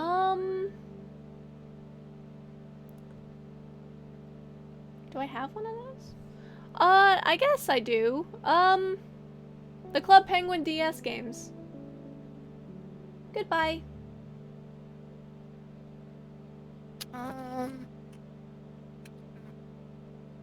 Guilty pleasure game for me.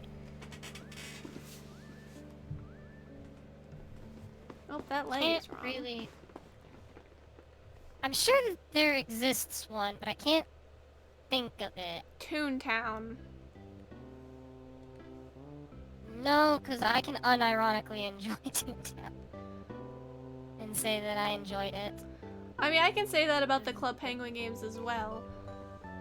But, like, yeah, no, those games a guilty pleasure implies that you feel guilt taking pleasure in it. Fair enough. It's the name. So, Club Penguin, or I don't know how it is with Club Penguin with you, but like Toontown, like no, I genuinely enjoyed Toontown rewritten for the while that I played it. Any new anime you're into besides MHA? New as in recently come out? Nothing currently. I don't keep up with the new animes coming out. I guess the closest would be Recovery of a MMO Junkie, I guess. I need to get back to watching that though.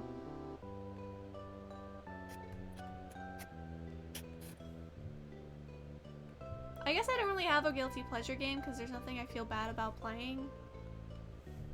So I don't know. I feel like there is an example for me, but I don't know what that example would be. Well, okay, what's the worst soundtrack to a GameCube game you've heard? I haven't played a lot of GameCube games either. Like, I mainly played... Yeah. I've played a I little bit of Sunshine. A little bit... I played a lot of Sonic Adventure 2 Battle with, like, my dad and stuff, so... I don't know, just... I don't... skipped the GameCube era. Well, okay, I didn't skip the GameCube era. I just had a PlayStation 2 during that time. I didn't play GameCube games growing up. I haven't played a lot of console games. And I don't think I've ever really listened to a bad soundtrack on the games that I have played, so... Not new as in recent, but as in any anime you haven't seen before. I've been watching Death Note. I need to get back to it.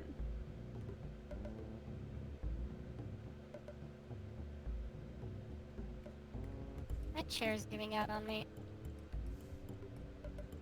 I'm sorry about it. That's fine. I can just sit here and just wobble in my chair. I have to keep my balance in my chair because, it's breaking. Which, to put this in perspective, it's not a good thing because, like, we got this chair for my birthday this year. In January. Favorite Death Note character? I'm not sure. I like L. I like Light. They're interesting. Thoughts on Nightcore? Not a fan of it, really. I need to watch Cowboy Bebop.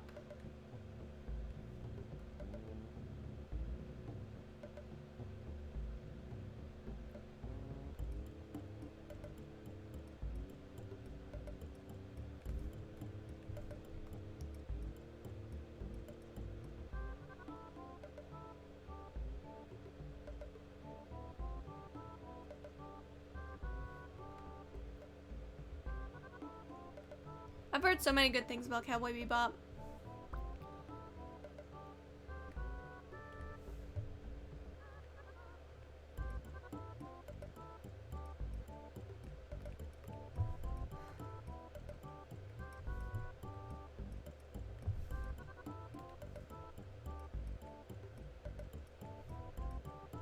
I love jazz. Jazz is fantastic. Come on, man, it's only like 24 episodes. Finish it. Wait, what? Oh, people are talking about Bebop? Yeah. I have a very unpopular opinion about Cowboy Bebop. Do you hate it or something? I don't hate it. I just got bored really fast. Like, the first episode kept my interest, and then by episode 2 I was like, yeah, okay. And then I kept watching, and I'm like, this isn't gonna pick up, is it?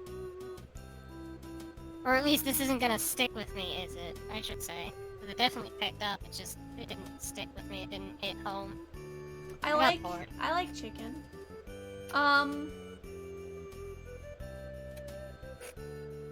I don't know of any jazz groups off the top of my head. Have you guys ever felt like you disliked a show for reasons that did not exist? I always feel weird about my opinion on Bob's Burgers. I don't like Bob's Burgers, but every time I look back at the show, I'm like, I can't really fault it for the issues that I see in it. That's a little weird, but understandable. Please go ahead and recommend me some jazz. Go ahead and PM me, Death Alchemist.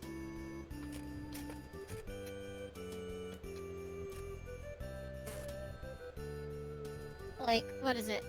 It's like for instance, one of my opinion, or like part of my problems with Bob's Burgers is I think the characters are really annoying. But when I look back, whenever I look back at the show, it's just like I understand why it's there. I understand that what I'm looking at is probably not what other people see in it. I haven't heard a lot of reggae. I mean, yeah, I'm kind of the same way with other things. Like that doodle. Like, I feel you. So I'm Albums or always iffy about songs? my. Songs, preferably. But yeah, so because of that, I'm always iffy about my opinion on Bob's Burgers. Because it's like, on the one hand, I would give other shows that do what Bob's Burgers does a pass in certain instances, but for whatever reason, I can't really give Bob's Burgers a pass. I can't tell you why. Just one of those things. So I for all I suppose. know, for all I know, those reasons don't exist. I haven't heard a lot of ska. Oh, I could recommend you Scott. I've been meaning to listen to Brockhampton.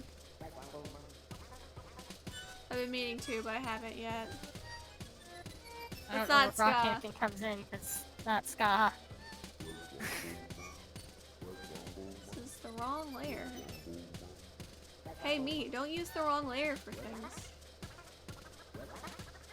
It says, like, I could recommend ska. I'd probably wind up recommending a lot of ska punk, but I'd still recommend ska. Another good example would be disliking a show because of the fan base, like me and Rick and Morty. Like, I mean, I feel like you can like something despite the fandom. Like, I still like Star Wars a whole bunch, but that fandom is literally cancer. I don't hate anything for its fan base, but I will say I'm a bit skeptical trying to get into certain things because of the fan base. I think, Like, I think I've heard- as long as you don't interact with fandom, especially one that's particularly toxic, you could still have a good time. Oh no, I'm sure, but like, I'm always skeptical about trying to get into something because of the fan base, because it's like, okay, what should I like avoid if I do want to interact with the fan base? Like, I've heard horror stories about the Fire Emblem fan base. It's terrible. And in turn, I get a little skeptical. It's like, should I try to get into Fire Emblem? Should I not? I'm I don't know. super on the casual side of Fire Emblem, and and a lot of the elitists would hate me for it. And I don't like how this shade is looking, so I'm just gonna get rid of it. Scott Punk, like Sublime. Yeah, Sublime, Real Big Fish, Less Than Jake, Mighty Mighty Boss Tones, Goldfinger, Suicide Machines, Aquabats, Save Ferris,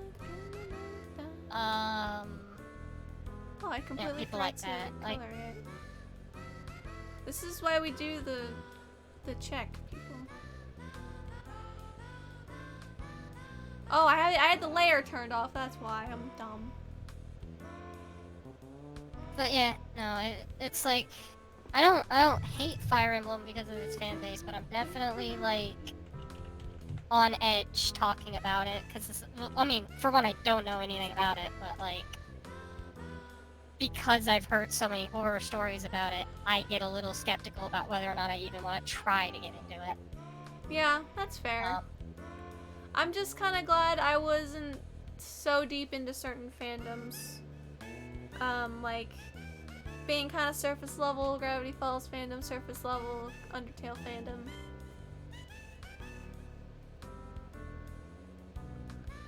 Dare I ask what those horror stories are? Just a lot of harassment. Yeah, just a lot of like harassment and like people being petty about their waifus or shit like that. People going out of their way to borderline harass a lot, like borderline like just bully people into something that they didn't originally think of, or to believe something that they didn't believe. Like, I've just heard a lot of really bad stories about that side of the internet, and I'm like, I kind of want to avoid that myself. Like, I know I can, I know technically speaking I could play Fire Emblem, get into it, and avoid the fan base, but I don't know, it's just, if I accidentally stumble across it, I don't want to deal with that kind of thing. I don't want to deal with people like that, you know? Yeah. I mean, sometimes it's worked out for the best. Sometimes pushing past that skepticism and getting into a thing, you know, has worked out for me. Like, that's how I got into Danganronpa, despite how much I looked at the Danganronpa fan base was like, eh. But I mean, hey, it worked out. I managed to get into Danganronpa, and a lot of the people are mostly cool. I haven't seen Keyword. anyone too toxic in Danganronpa. I'm trying to think of what I want to draw next.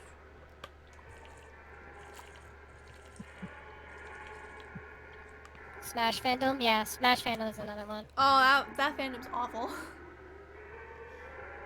People like to get elitist about anything and feel important. Yeah, essentially. Pokemon Go fandom. I actually remember when that was a big thing. I The have elitists of Team Valor and Team Instinct. I have a What was the question. other one? I have a question for you, Doodles. Did you ever Yeah? have a hard time platforming in any of the Sly Cooper games? 'Cause I do sometimes. No, actually. What was it? Sly Cooper was really easy for me to pick up and get into. I guess if I was to say one of them, it would be the first game, just because the first game was janky all around. Cause like, But I've never had a problem with it. I have a comic scheduled to come out today where it's just Sly trying to get on top of like a small tower, and he can't, based off of my own experiences of trying to climb up certain things and not being able to climb on top of them when I realistically should be able to. Oh, apparently Pokemon Go's user base is higher than it's ever been.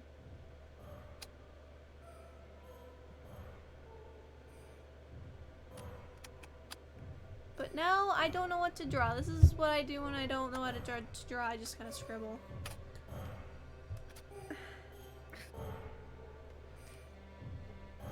Yeah, it's bad.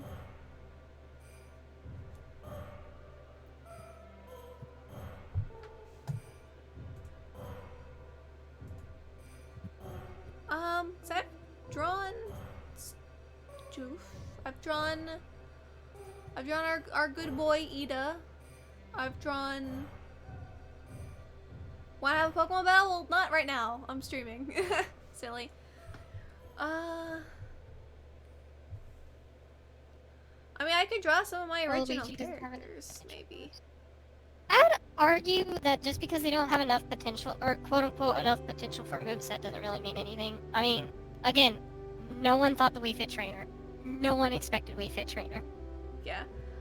I mean, I just wanted this stream to just be for drawing and chilling and stuff. Can I name a fan base that doesn't suck? The Kirby fandom is pretty pure for the most part. I haven't seen much go on in the Portal fandom. A fan base that doesn't suck. I can't even say Kirby because I have seen radical Kirby fans. They exist. I have seen them. I don't know. Can we count YouTubers under this? Sure. If we can count YouTubers for this, then I could say most of Luca Jen's fan base is good. Most of them. Stephen George also has there's another. a couple. How did that There's happen? a couple of bad apples, but Oh, that's a bruise. you know, I'll say there's definitely a couple bad apples in Luca Jen's tree, but for the most part, pretty good.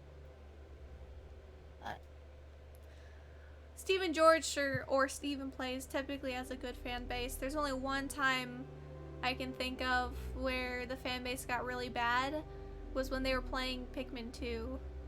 But that's about it. I don't know what to draw, guys. I need suggestions. I kind of want. I'm not sure if I want to draw my original characters or not. So I have a bunch of those.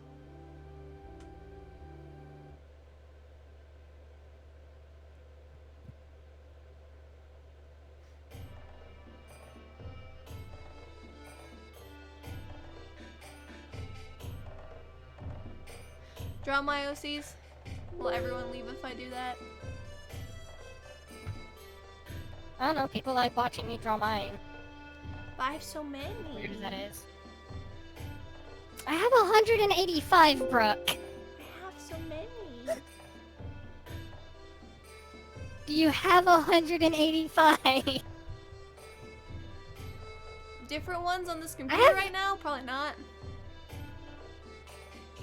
I actually have 50 more that I need to update and post on Toy House. I need to get back to using Toy House. Cause I have so many.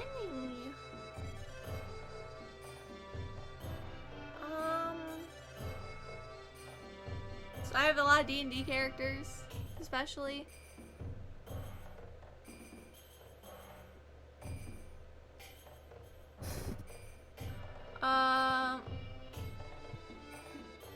Heaton. Where's Heaton? Oh, Heaton, do the draw your friend's OC in your style meme. You mean like Heaton? I've been wanting to do that meme for a while actually, but I don't know. I just need to sit down and do it. What do I think of the Bubbling Brook fandom? I don't know. Do I have much of a fandom? All I know is that I share a lot of the same viewers as other people in the CC. For better or worse. I'm sorry I brought the worst. Eh. I'm just keep drawing my werewolf, so I might just keep drawing my werewolf. I'm convinced, despite having 12,000 plus subscribers, I don't have a fan base.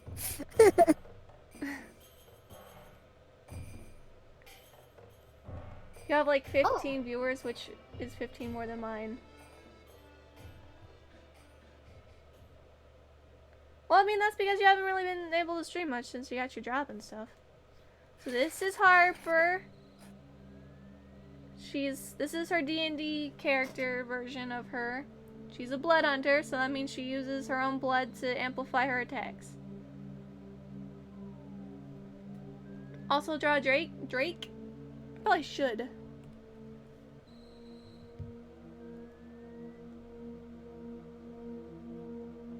We're just chilling, listen to the Earthbound soundtrack.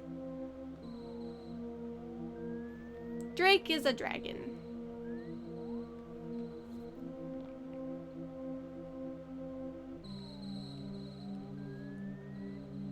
No, not from Drake and Josh.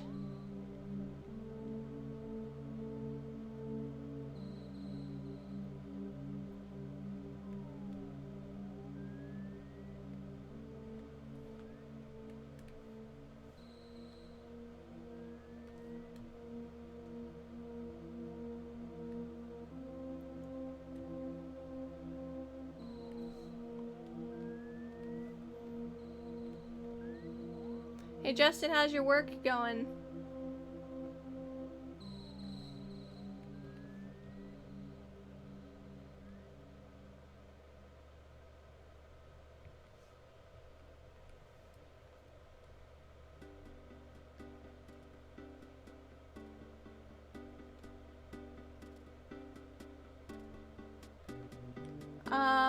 What about Ponder's fanbase? I don't know. I don't really read her comments, so. Stand still because of a stum server error. Oh, great.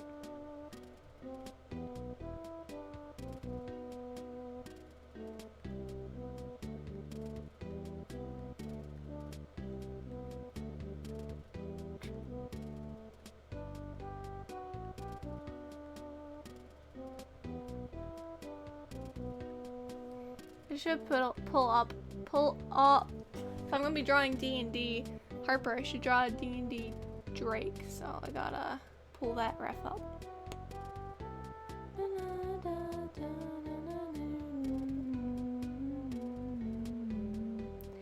In the hall. Where is it? I don't know where it is. I have too many files, guys. I have not seen Zelda work.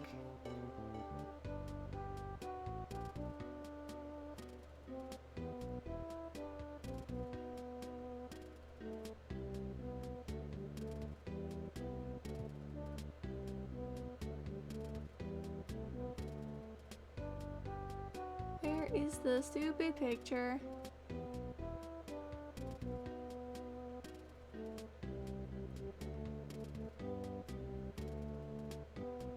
It's here somewhere. There it is. Don't pay attention to what I name things. Look, Bill Murray was not the best part of Osmosis Jones. Do I like rat? I like a little bit of everything, really.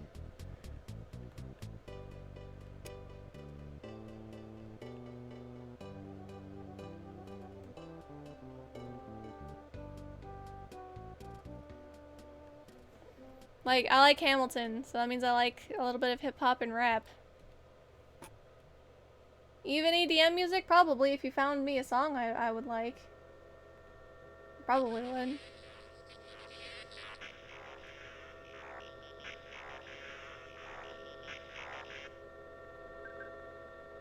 Like I said, a little bit of everything.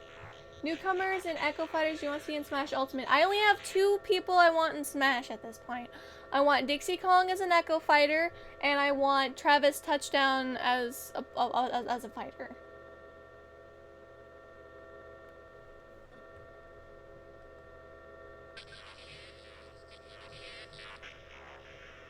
So, that's all I want.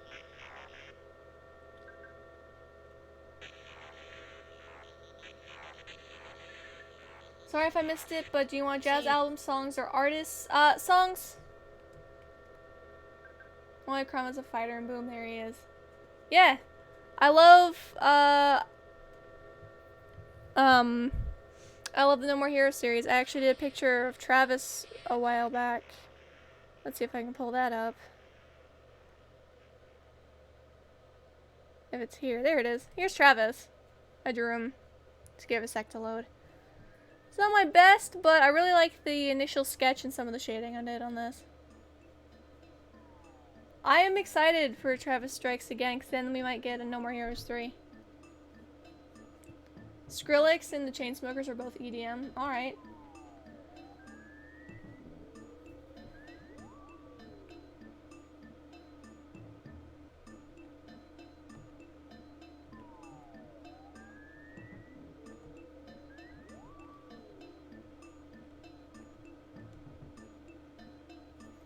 Though I don't think his moveset should revolve purely on wrestling moves like what Suda wants.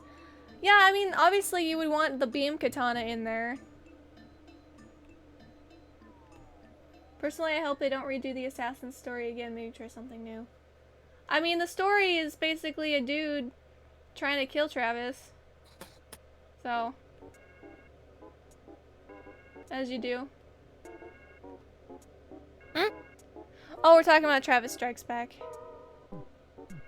Oh. Yeah, No More Heroes, another game series I haven't yet. I have only played a little bit of 2, but I've seen Let's Plays of 1, and I know the general story, and I, you know, Countdown community. Henry as an Echo Fighter would be amazing. Oh, and No More Heroes 3, yeah. I feel like if you were to do a No More Heroes 3, I would want it to focus on someone other than Travis. Because his storyline's kind of done at this point. So, you know. My platform No More Heroes game is basically playing as Alice Twilight's child trying to hunt down Travis. That'd be interesting.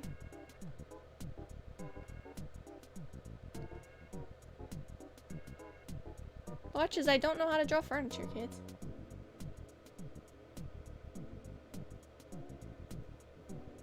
I still think 2 does something interesting.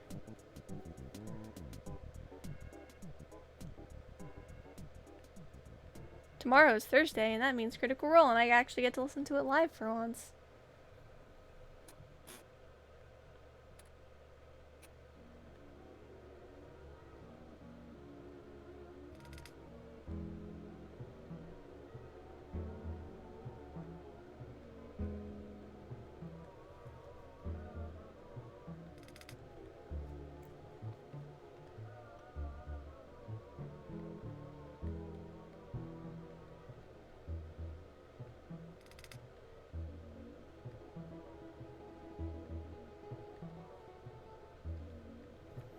I recall hearing a throwaway idea Suda mentioned where the new protagonist fights up the ranks and with Travis at the top rank. That would be interesting.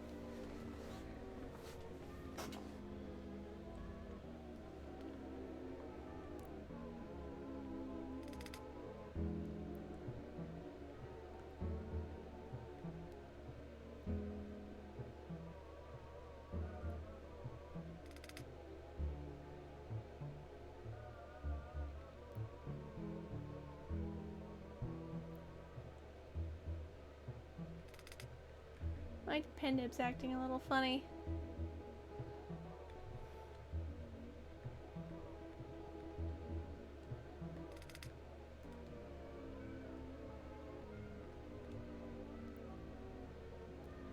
Are there any Pokemon types that haven't been done yet that you would want to see? As in, like, type combinations or just, like, actual types itself? Like...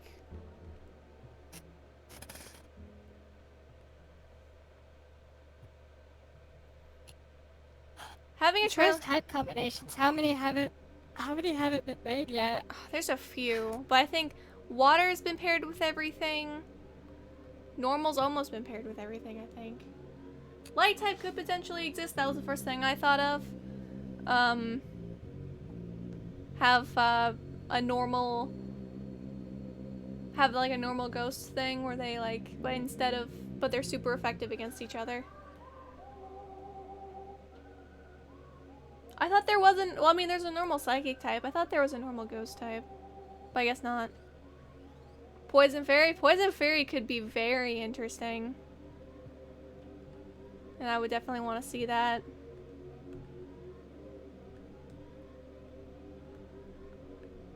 So, I don't know, how old is this? Oh, this is the Pokemon database, okay. So I don't know how old this is, but apparently the unused types are normal ice, normal poison, normal bug, normal rock, normal ghost, normal steel, fire grass.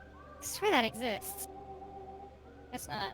Fire ice, fire fairy, electric fighting, electric poison, electric dark, ice poison, ice bug, fighting ground, fighting fairy, poison psychic, poison steel, poison fairy, ground fairy, psychic bug, bug dragon, bug dark, rock ghost, and dark fairy. Those are apparently the unused ones according to the Pokemon DB. Those things are probably... That thing's probably pretty up to date. I mean, I would imagine so, but I don't know. Firegrass. It sounds like that sounds like it already exists. I don't think it does, though. I know water fire exists.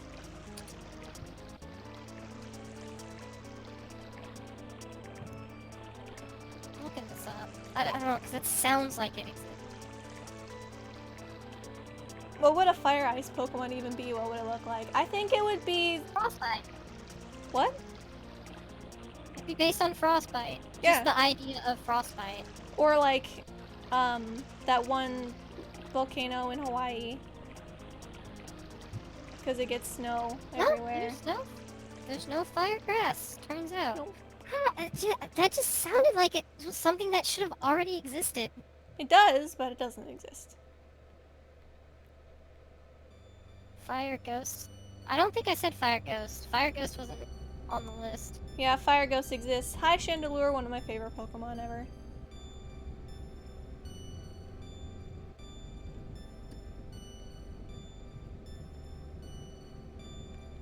It exists, I must be getting old. 5th generation.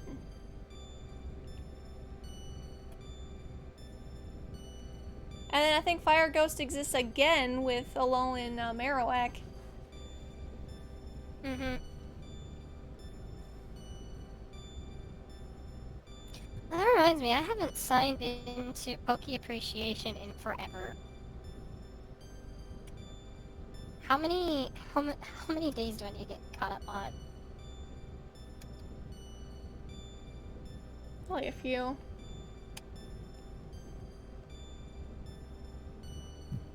August 12th. I got 10 to 10 to get caught up on. Okay, Boy. what alternate forms would you want to see? I'm not very good at this, so I have no idea. I would like to see them go back to, I would like to see them go back and do, like, I guess, what would it be called? Cantonian versions, I guess? Like, I would like to see them go back and do, like, what they did with the Alolan forms, but for other generations, because I think that would be really cool. Yeah. Like, what would a Johto Flygon look like? Or what would a Sinnoh Grubbin look like? You know? That to me, like, I like Alolan forms a lot more than I like Mega Evolutions, because it doesn't really change that much about the game. But it's just neat little stuff that I enjoy. Or that I can enjoy, at least.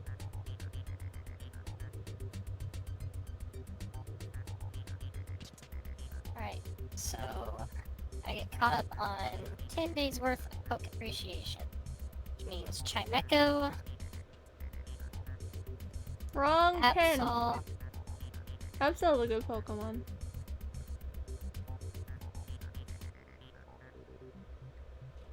okay. By the way, because I don't think anyone pays attention to Poke Appreciation, probably doesn't know what it is. Poke Appreciation is the Twitter account that I run, where I just post where I post appreciation threads of each Pokemon that people can do. Because one of the great things about Pokemon is every Pokemon is someone's favorite. So,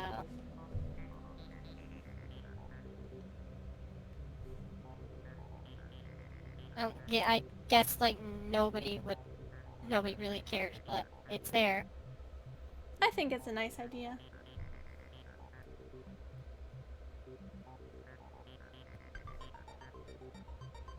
It's mostly an ignored Twitter account, but I feel like it should be bigger about than it is. About 42 followers, hardly anyone does anything with it.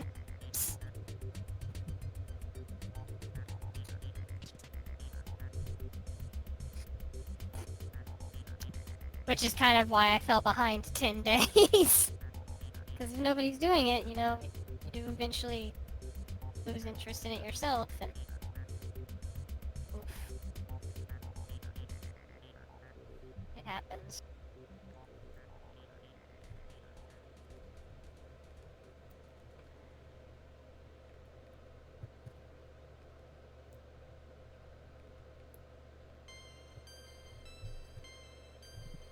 If I remember, this is like... it's only 23 seconds, it's fine.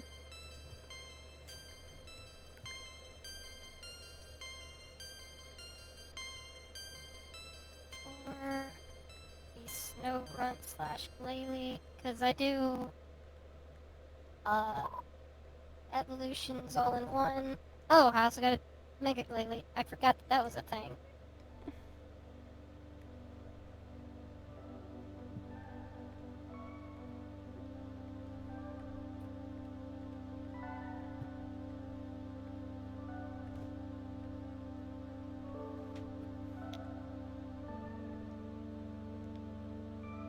Snow Grunt Appreciation Thread. Thoughts on the recent death of Robbie Rotten? It makes me sad. But the internet was able to come together and at least extend his life for a little bit, and that makes me happy.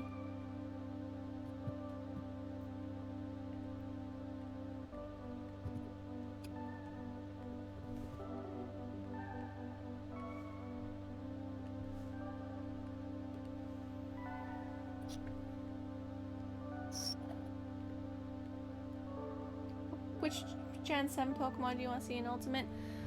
I don't care that much about the Pokemon reps in Smash, if I'm completely honest. So I'm just like, eh. I already have my 2 picks. I already have my 2 picks for who I want in Smash, so that's... I honestly think if there's gonna be another Pokemon rep, it's going to be Eevee. As weird as that is, Eevee's the only one I can see being a Smash rep in the newest game.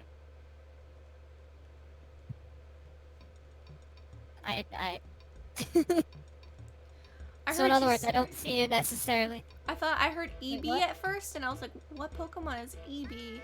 No. No, you meant No, Eevee, Eevee. which I understood after you said it again, but... Eevee is already confirmed as a Pokeball Pokemon. Well, then there you go. But, like, Eevee would be the only one that I could see being a Smash rep. And that's purely because, you know, let's go Pikachu and Eevee. I really couldn't see another, Pokemon rep in Smash. That Diva short was nice, I liked it.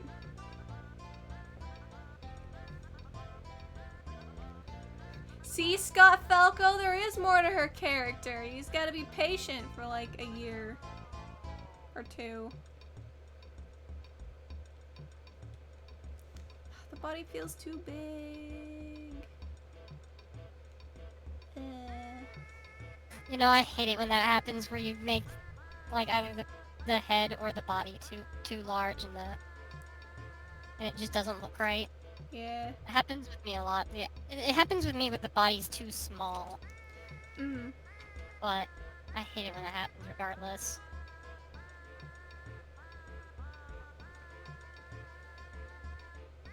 I usually have a too big of a head problem. Decidueye would be cool.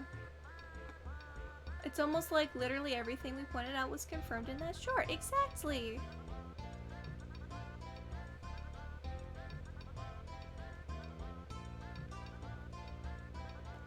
She's not just a meme. She's not just a meme.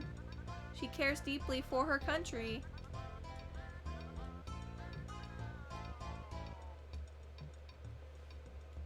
Fancy that. Who would have thought?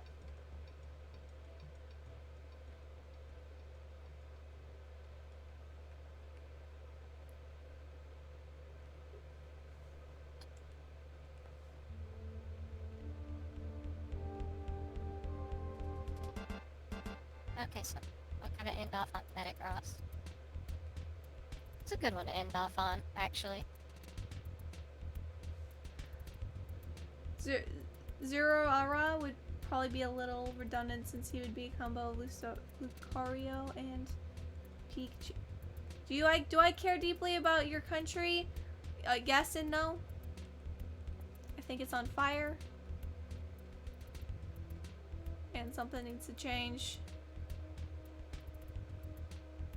Because it's Honestly, on fire.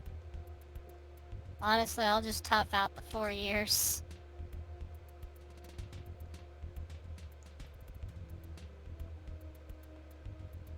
I'll tough out the 4 years. Getting the Cheeto impeached would just cause more problems than it's worth. That's what people don't recognize. And impeachment isn't kicked out of office. That just means they're going to court to figure out if they're gonna get kicked out of office. If only we had more waterbenders to put the water out. Yeah, to put the fire out. Could be worse, but there's room for improvement. We should work to help all that stuff out, though. Not one man's responsibility or one man's fault.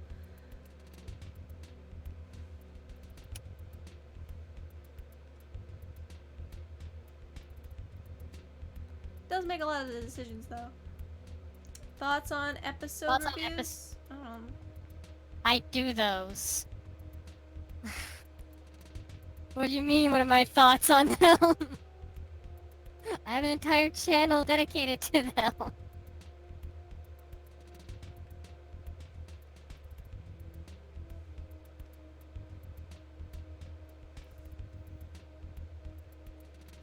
Yeah, Pence wouldn't be much Even better. if he gets kicked out, did anyone notice? Yeah, no, that's what that's what I was exactly referring to, Justin. If he got impeached, it would just make more problems, because our vice president is even worse. That, it was... I'm gonna say, I don't know if it was intended, but Trump had a good strategy.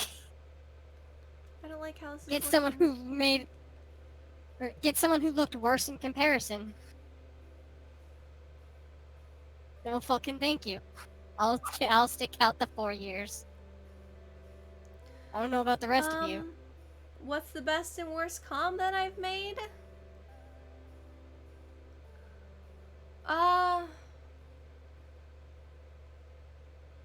Best?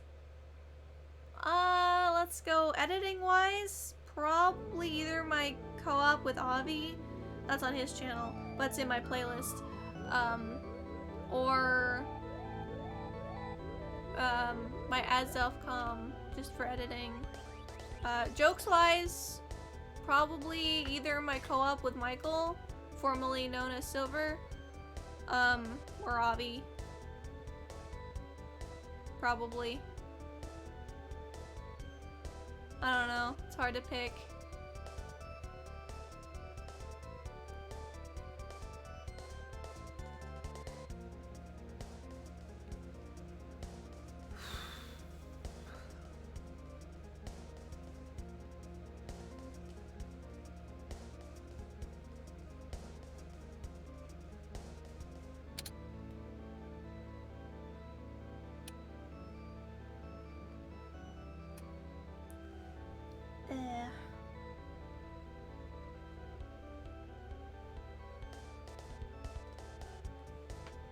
Alright, so now I'm all caught up on book appreciation. Yeah. Hopefully I stay caught up. Tomorrow will be Reggie Ice, and Reggie Steel. You're very kind, Death Alchemist. I mean, like, there are problems with my previous comm. Like, I know my commentary on Solar Fenrir. I stand by all my points. I just don't appreciate my tone throughout the whole thing. I had a couple of, there's, you know, some incorrect points in here or there throughout all my comms. I can't stand to go back and rewatch some of my earliest work. So, you know. Wasn't the thing about Pence just a media lie? You mean the thing about trans people going to what is it, fucking, I want to say conversion camp? No, I don't think that was a lie. I mean, I guess I could be wrong about that, but I don't think that was a lie. I never heard anything explaining that it was a lie. Yeah, some people had issues with my comm on you, but to be fair, I was kind of sick when I did that comm, and I did it too quickly. I didn't look over my scripts, so. Unlike that Doodle Tones, am I right? Yeah, no. I have quite a number of really awful things on my channel. People tell me I'm a good commentator, I kinda just chuckle at that. Because it's not true.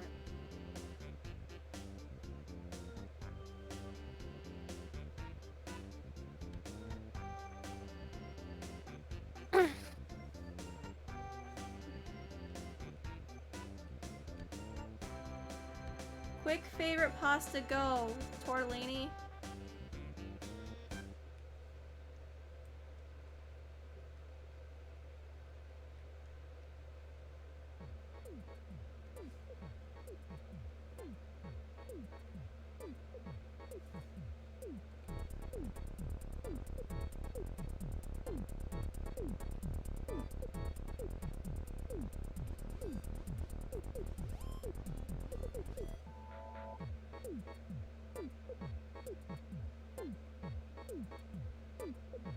From what I heard from Blair White, Mike Pence wanting to cure LGBT was just something taken out of context. I haven't heard anything about it. I don't know what Blair White's evidence is. Couldn't tell you one way or another. I'd rather limit the politics if possible. Sorry. No, you're fine.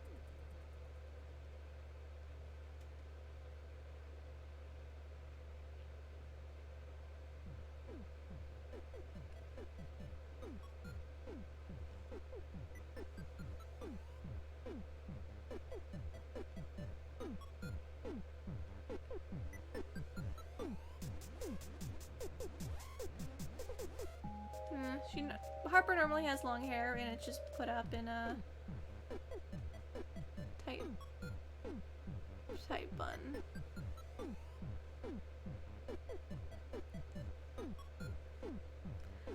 Hello.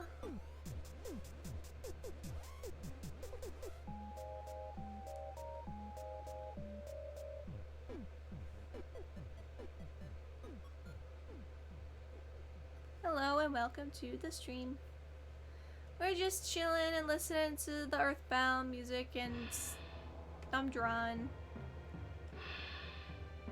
No, you're fine, Stalking Fan. I just don't want things to get too out of hand, I hope you understand.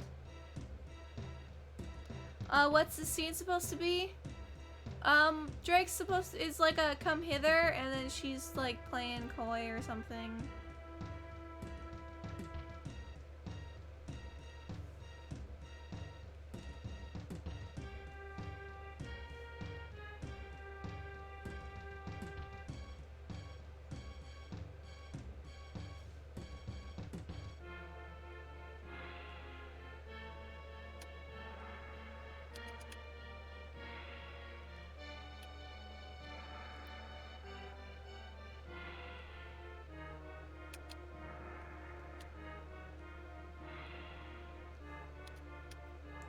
What tablet am I using? I'm using a Gaomon PD 1950? It's one of the screen tablets, but because I don't have a second HDMI port into my computer, I am currently just using it like my old bamboo tablet. My old Wacom.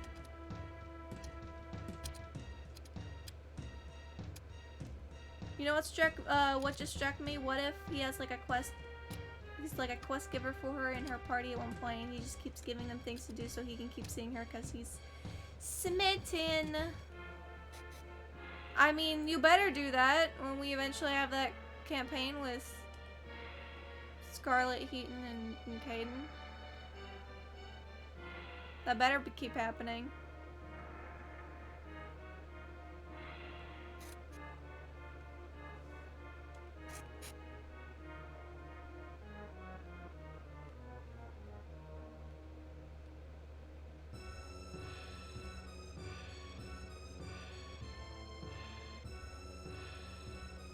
Because they need to get together in every universe.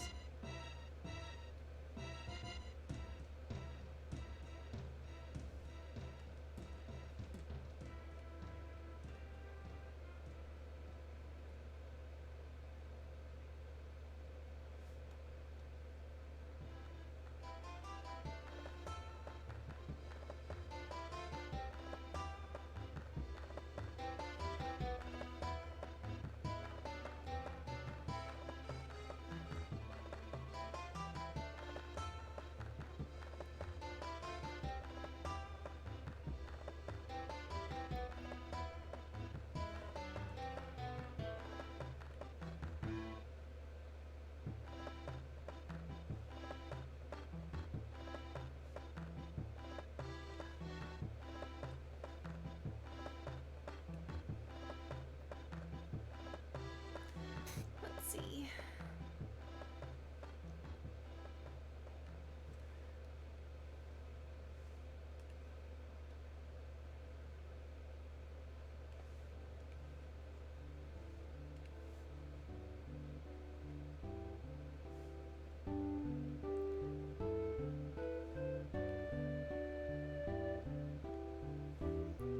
If we get through the entirety of the Earthbound soundtrack on stream, which I doubt we will, I'll move it over to the Mother 3 soundtrack.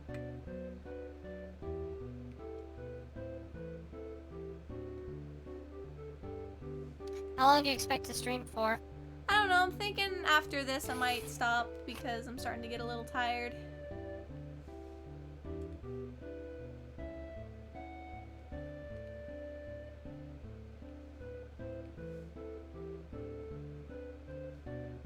But it's just been nice to stream again.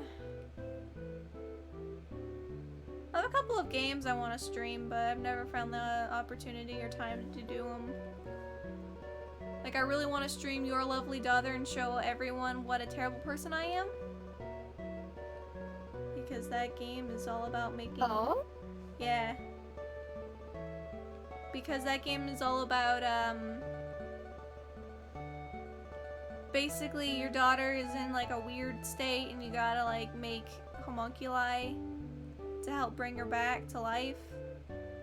And then so you're making all these quote-unquote daughters, and then you sacrifice their essences to get more materials, to make more daughters, and yeah, terrible person.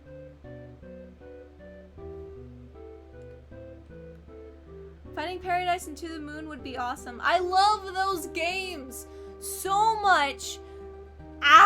Do not get me started on talking about those games, dude. Like, they are some of my favorite games ever. Like, God, they make me cry every time. I actually got my buttons recently, and done by an artist that was endorsed by the guy who makes those games. And I ordered them back in July, and then or June, and then I finally got them like a week ago. So you make children, rear them with love to make them strong, and then kill them. Exactly, Justin.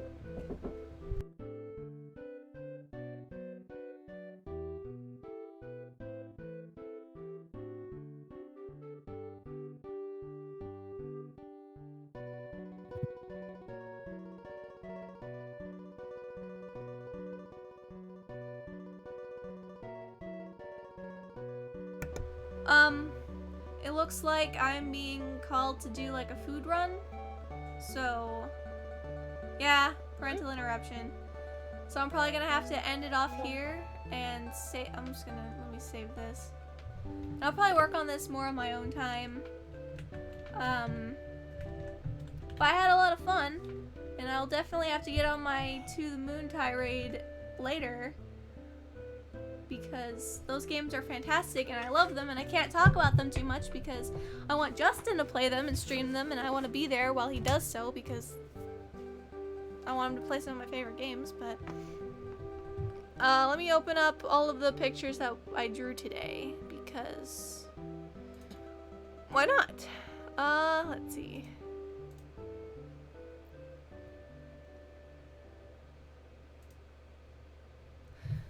Alright, so started on this.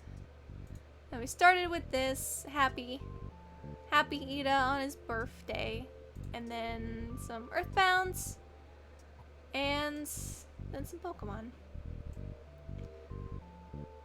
I'm probably editing for today. We'll see how I feel about it after lunch and if I have to pick up my brother or not. But I'm glad you all came out just to watch me draw. I really appreciate it, and thanks Doodle for dealing with me in my stream. They're fine.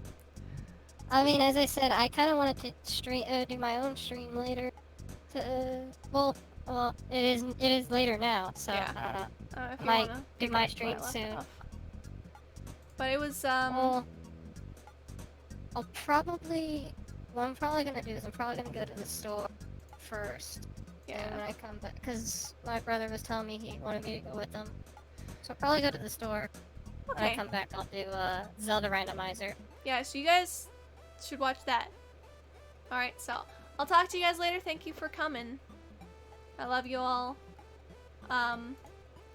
Thanks for keeping me coming with my... Yeah, of course, Justin.